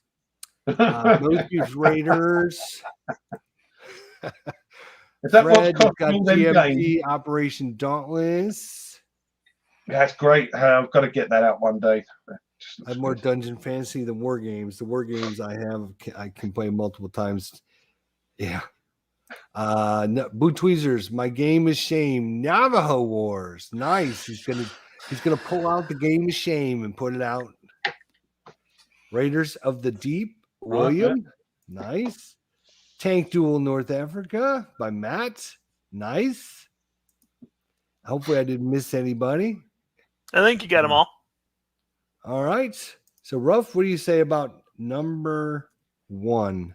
Number 1, I do need some help because I can't make up my mind from the peeps in the chat. So, Tony, get ready when they all answer, because they're all going to answer because they love, they love the show. I want to do a lock and load game. I'm not sure. I can't make my mind up whether to do Nations at War, World at War 85, or a lock and load tactical game. So, what do you reckon I should do? D, all the above. Yeah. Yeah. D, all of the above. I think you should put all 3 on the. All 3 are number 1. You're going to step it up and knock it out of the park. You gotta, Great. yeah. You should have had them on the list already. No, I did say I was going to ask the peeps, the good peeps. Yeah. But, All right. My recommendation would be We got a tactical.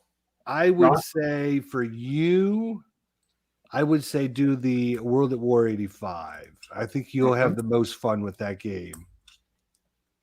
That would be my recommendation for you. Plus, you could knock it out with Tony or with OG. OG would probably get together with you. So I got 2 tacticals. Oh, BA, please. Blues E, none, play Fields of Fire instead. whoa. Oh. Are you kidding, Boo Tweezers? He forgot everything we taught him 2 weeks ago, anyways. He's not wrong there. Tactical, yeah. No, yeah, I think it's going to be a tactical. Okay. Well, I've got the most of that, so All right. Hey! It did. See, maybe you and Jester can do the tactical war. North Africa or something. North since he's Africa. I've got that on my list. Number 10. 10. Number 10. Yeah. Yeah. But yeah, he doesn't do Tony. He doesn't do the vassal or the. I do. Well, I mean, if you want to choose that, that's fine. I'd be more than happy, but then, I don't want to take you away from Boo Tweezers. You've already taken him away from me, you rotten two-timing load of nonsense, you stealing him away. Hey, I'm the better girlfriend, so Obviously. he's gonna come to the better girlfriend. So, all right, okay. So we'll do a little bit of tactical then. All right. Yeah. Right. Thanks, guys. Thank you. So I think we have all three of us have lock and load tactical.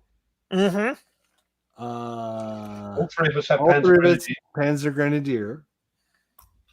I think was I the only one that had Mr. President on the list? Wow. Yes.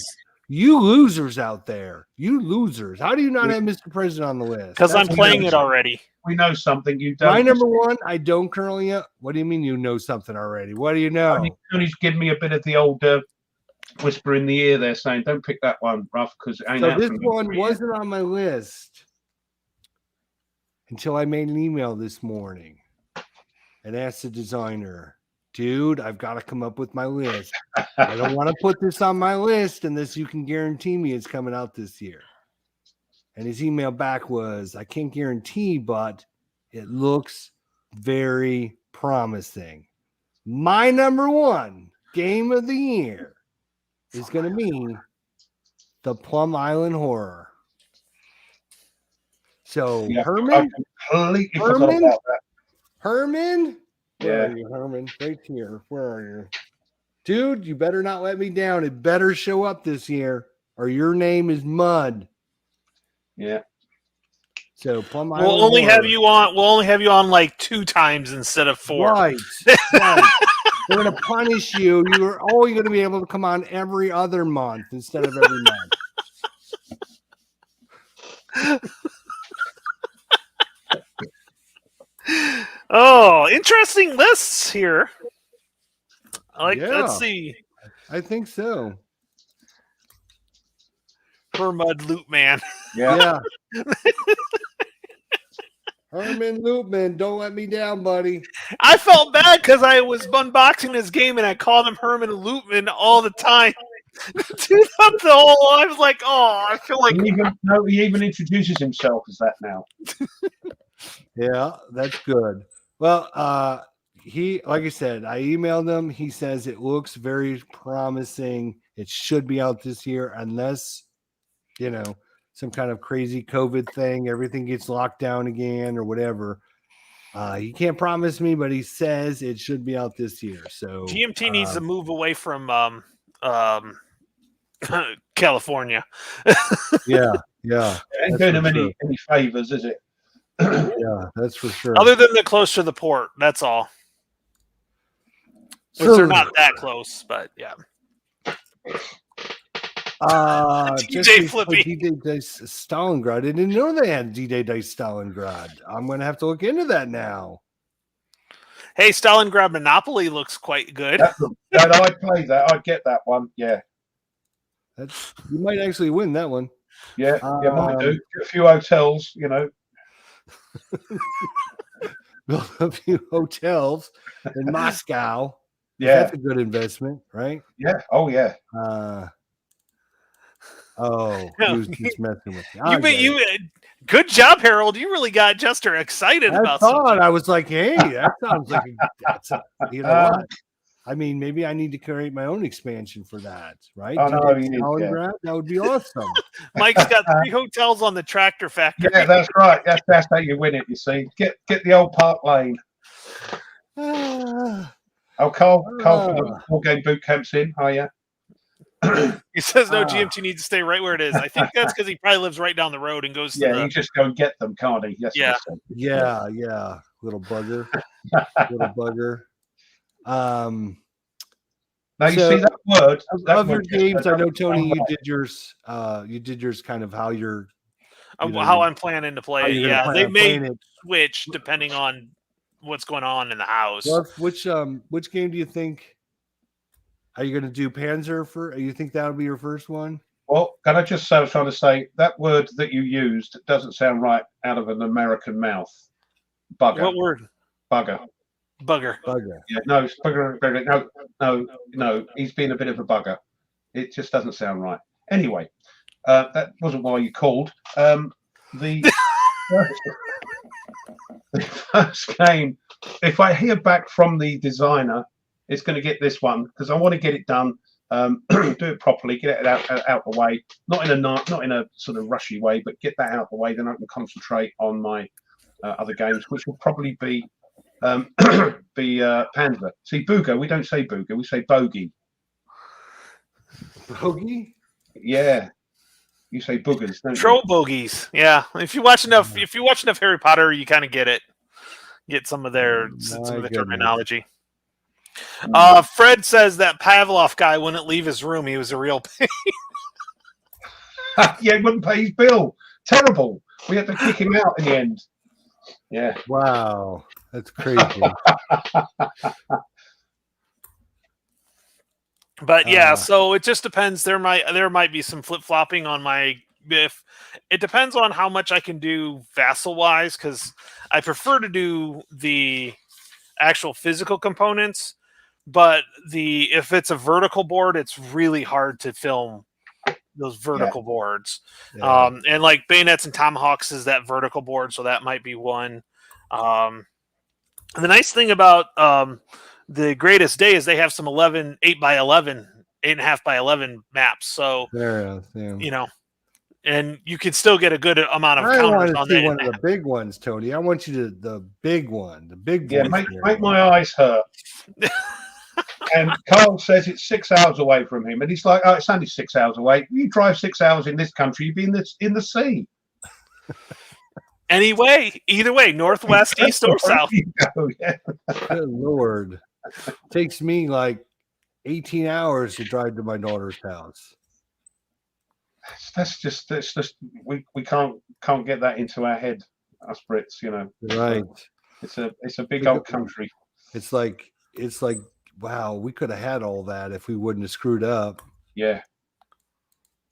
If old George had been a little bit more, used his noodle a bit, we could have just given us the damn tea, without taxing us on it. You know what I'm saying? Yeah. Let them have their tea. Yeah. Might have been a different story. Well, there you go. But then there wouldn't be that great Battles of the American Revolution series, would there?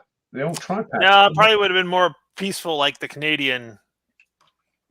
Yeah. So, we've gone a little bit over 2 hours. We were planning on around 4:30 today, so we got about 15 minutes or so. We just, we're not on a deadline today, as unlike usual. So we're just gonna hang out and chat and kind of relive 2021, the good, the bad, the ugly.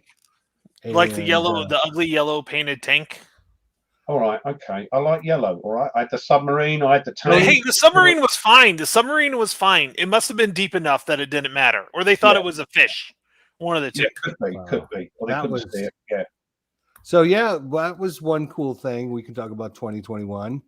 We did a co-op challenge between the three of us, and you know what? We might have to do that again this year, and we have to. That was fun. We have to get our chat involved somehow. We're going to set up like a point system where they can earn points, and then they can vote on which one of us is going to win this scenario or something. We'll come up with something, but that was a lot of fun to do. I did I would enjoy say that. we could add them in, but they would all cheat. Every one of these guys in the chat would cheat. They'll be like, "Oh yeah, I sang 5,868,000 tons, and that was in June of 42." Anyway, Fred asked, "What's the most anticipated game for next year?" Any ideas, guys? Mr. President. Plum Island Horror, because some of the stuff. Yeah. I'm just getting up because I can't remember what's coming out. That one certainly. Into the Woods, actually. I mean, Mr. President, just because with the playtesting and stuff I'm doing, I'm excited to see something, an actual physical something. But Into Woods, I'm extremely excited about that because I'm going to be able to get it to the table most likely. Oh, William Bird, yeah. Sure. There's another good one. We got shirts to match it too. Yeah. Well, some of us have shirts, just the good ones of us. Yeah. The person that didn't turn Carl, up. that's a good one too. Enemy Action Kharkov.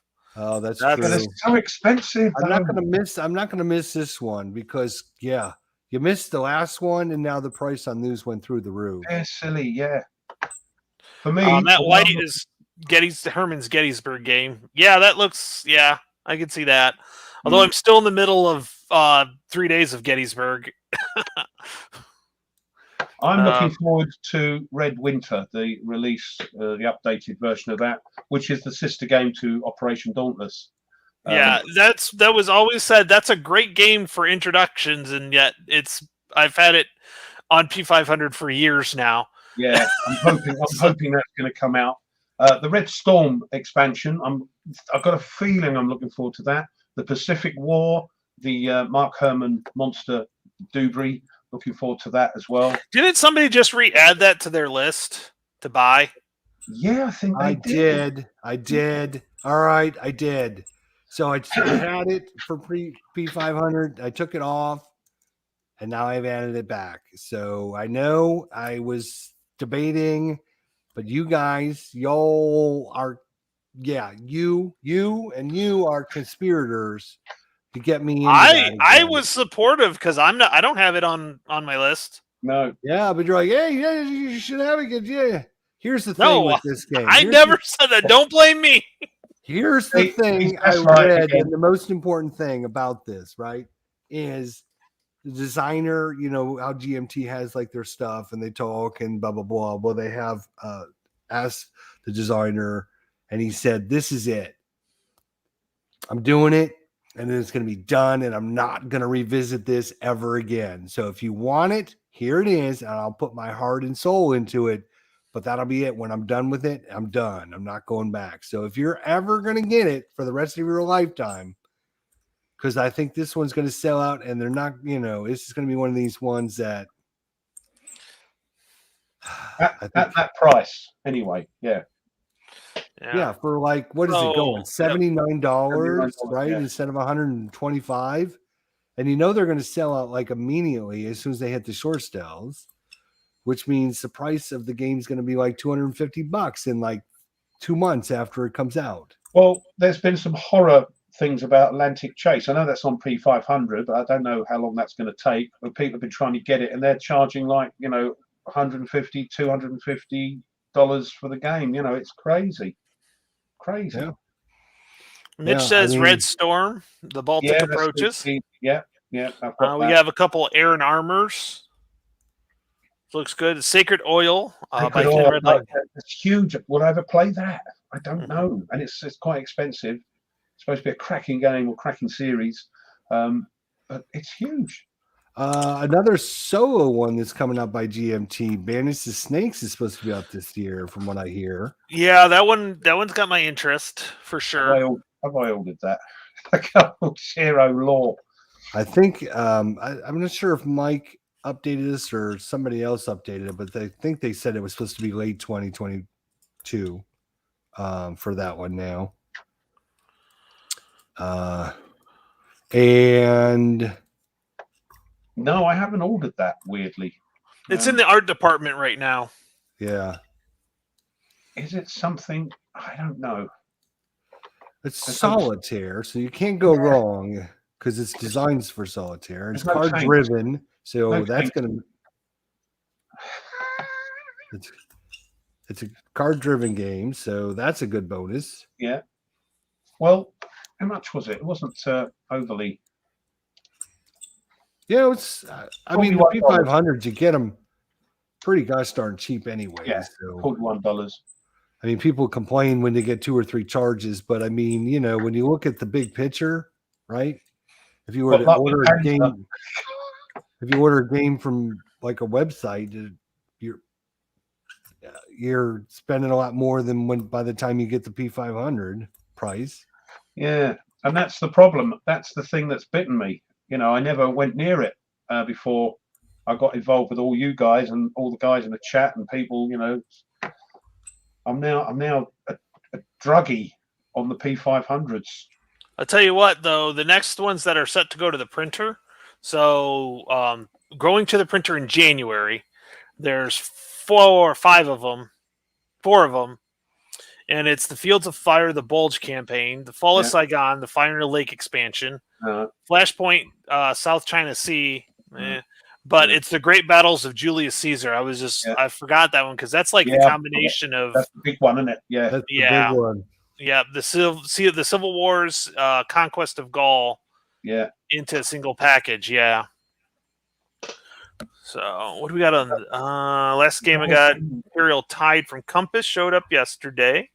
The Salerno, Matt's looking forward to that Salerno game. Yeah. I am too. I don't Yeah. think there's enough games about the Italian campaign, really. And Then that they're wasn't gonna a do joke. Fire and Sword. Isn't that in the 2022? Yeah, what was that? Oh my god. I all my Avalanche Press stuff. You know get what I emails. also looked at? You know, Avalanche Press has the Panzer Grenadier system, but they also have the Panzer Grenadier system for World War One called Infantry Attacks. Mm-hmm. and the modern one? And they've actually adopted it for modern as well. Have you guys played either the modern or the World War One version? No. Nope.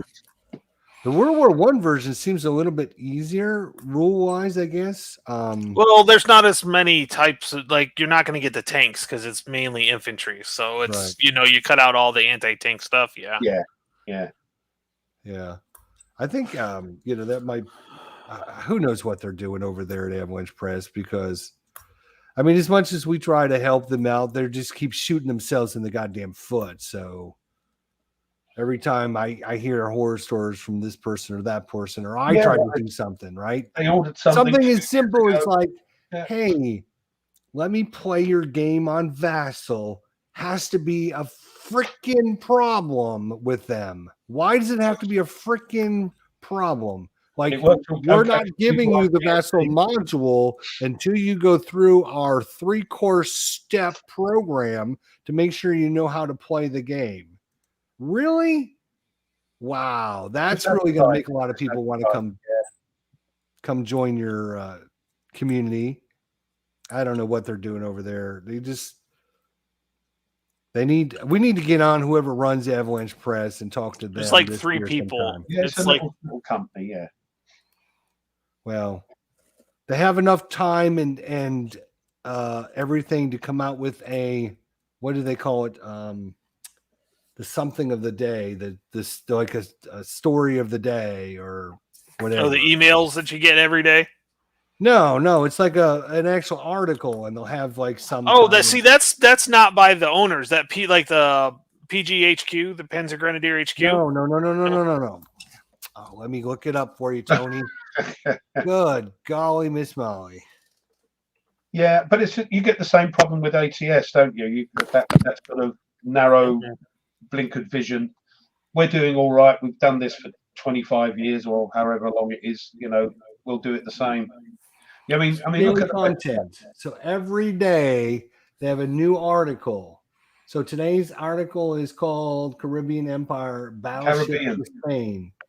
So, and then they have like an article and they talk about this, whatever they're talking about for. So if they have time to create an article content, daily content of the day on Let's see what the last yesterday's was. Those counters are handsome, though, aren't they? They're lovely counters. So December 24th, Panzerlehr, the pieces. Let's look at the pieces, right? So there's an article on the pieces and blah, blah, blah. Armored. I mean, these are not just like one page or one paragraph articles either. These are like, in-depth, detailed stuff. If they got time for that, then there's no excuses why they don't have time for other things. December 33rd was the Hurricane Lion scenario preview, part 2. So let's look at this scenario. All right. Who has the article? So I'm just curious. All right. Goes through all the blah, blah, blah, blah. Talks about it. Yeah, I mean, there is a lot to like, and they're just making it so gosh darn hard for people to like it. It's incredible. I don't understand. But then you get your fans like we are, and it's the same with ATS. They've got their problems. MMP, Decision, all of them. There's always, But they still have their fans, Yeah, well, let me ask you. If we were to ask the chat how many people you think have ordered from GMT this year, how many people you think ordered from MMP this year, and how many people ordered from Avalanche Press, what do you think the total is going to be? So don't tell me every company has issues. Yes, every company, there's no perfect company. Everyone has issues, right? Which reminds me, great you brought that up because I wanted to talk about this. Because I came across this the other day and I thought, I should share this with my good friends over there. Which one was it? Now I need to find the Kickstarter that had this.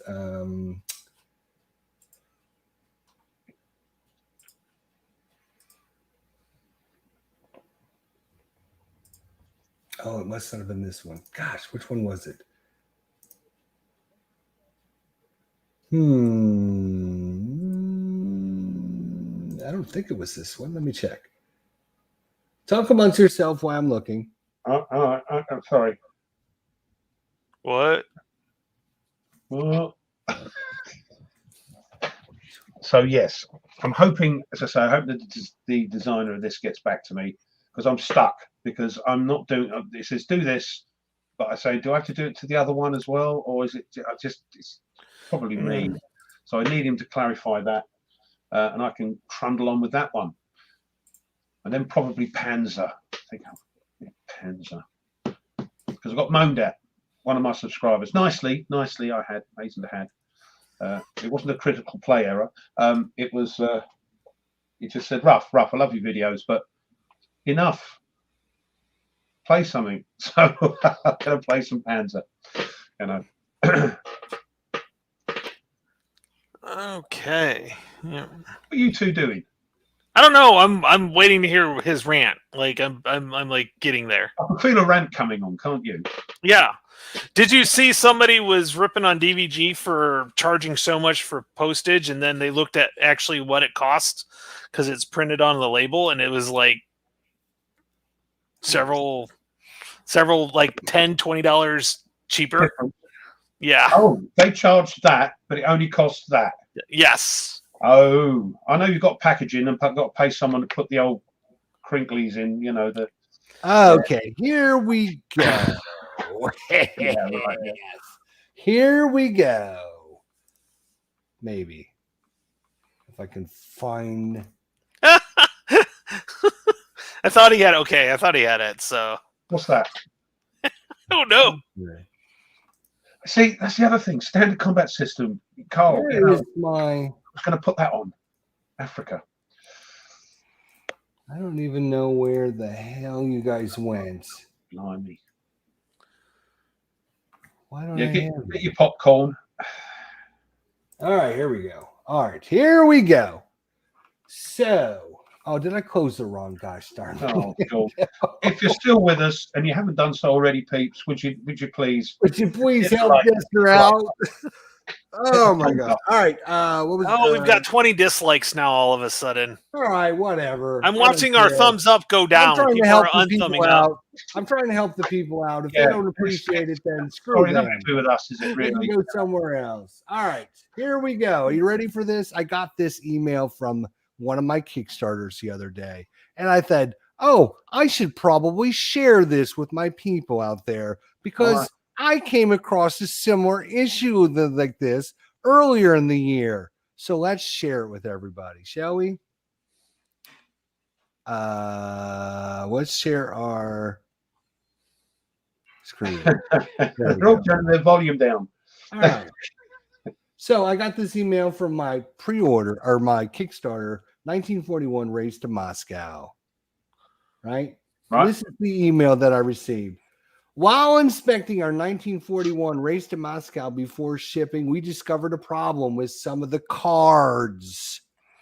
Due to a misprint, the color on some of them is a different shade than it should be.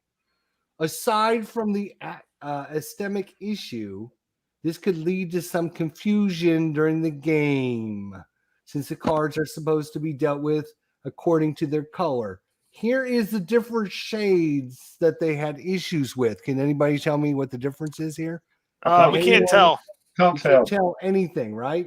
Well, no, you don't have them on the screen. Wait a minute, I'm not done.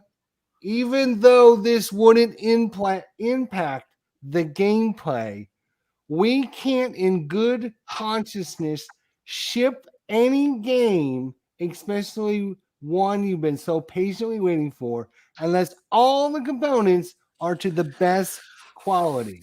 The image isn't up. Huh? The image isn't up. I don't know what you're looking at. The image isn't up. Yeah, I don't know. The wrong screen. Oh shit! Hang on. You just demonetized us. I'm sorry. This one is what I meant. There we go. Oh, okay. Oh, that's better. So here it is from officially 1941 Race to Moscow. Right. Troubling shades of gray. So these are just slightly different color gray cards. Here are the different colors in the game. There is kind of like it's really hard to tell, but it's kind of like a really light gray and then kind of a just slightly darker gray. So their reply was, even though this wouldn't impact the gameplay at all, we can't in good conscience ship any game, especially one you've been so patiently waiting on, unless all the components are of the best quality. Well, that's going to cost them some money, but well done. Well done.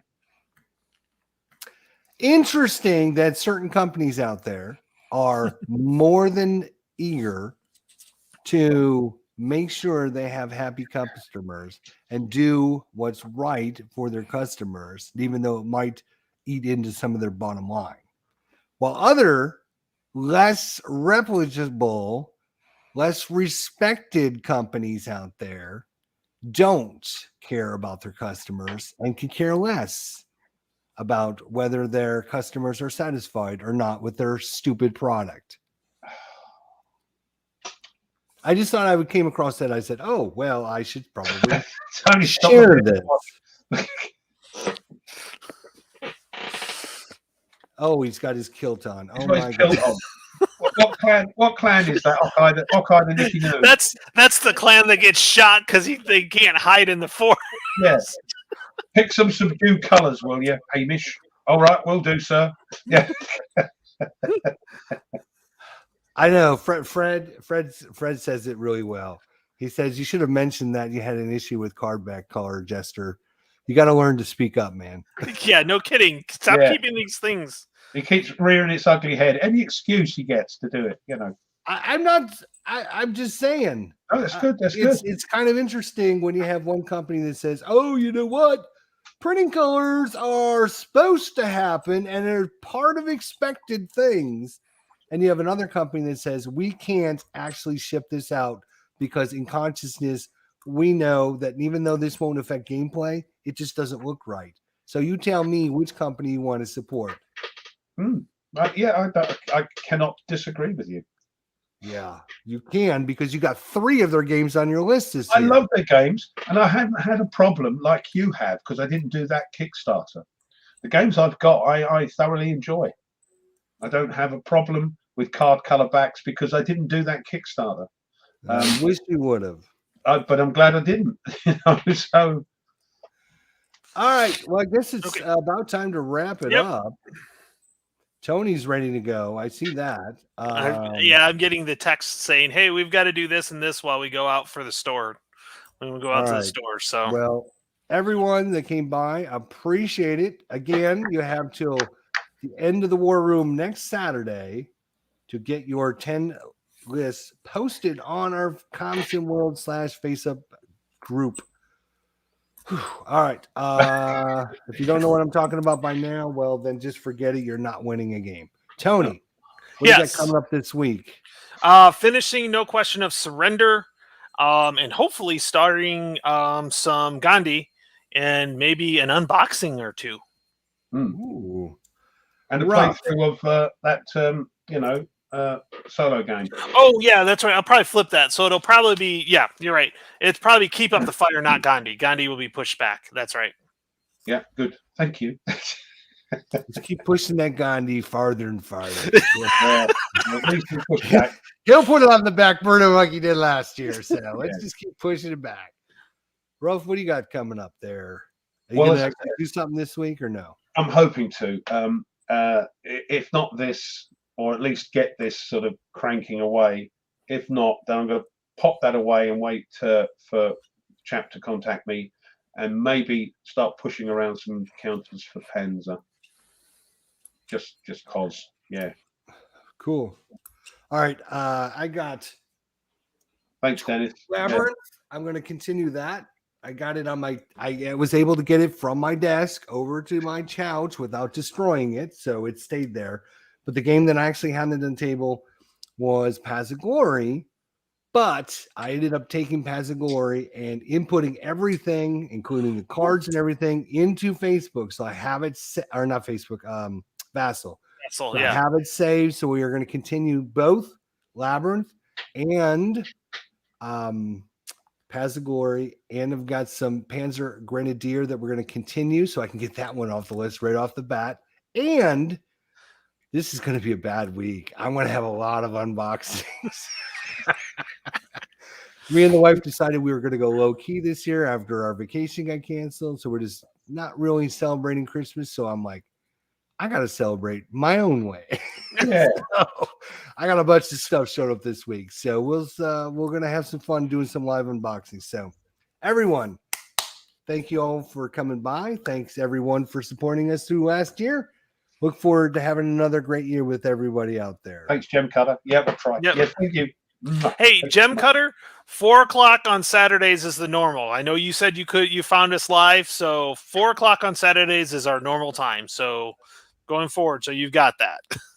Yeah, we had to do it a little 9 early p.m. today. 9 p.m. British proper time. All right, everybody. We will see everyone next Saturday, hopefully back at normal time. Be sure to check out the Facebook group, the ComSim World group, for details. Don't forget to post your games you're playing on there. Subscribe, thumb up, everyone we know, and we'll see everybody next week. So thanks, guys, for coming out. Thanks, guys.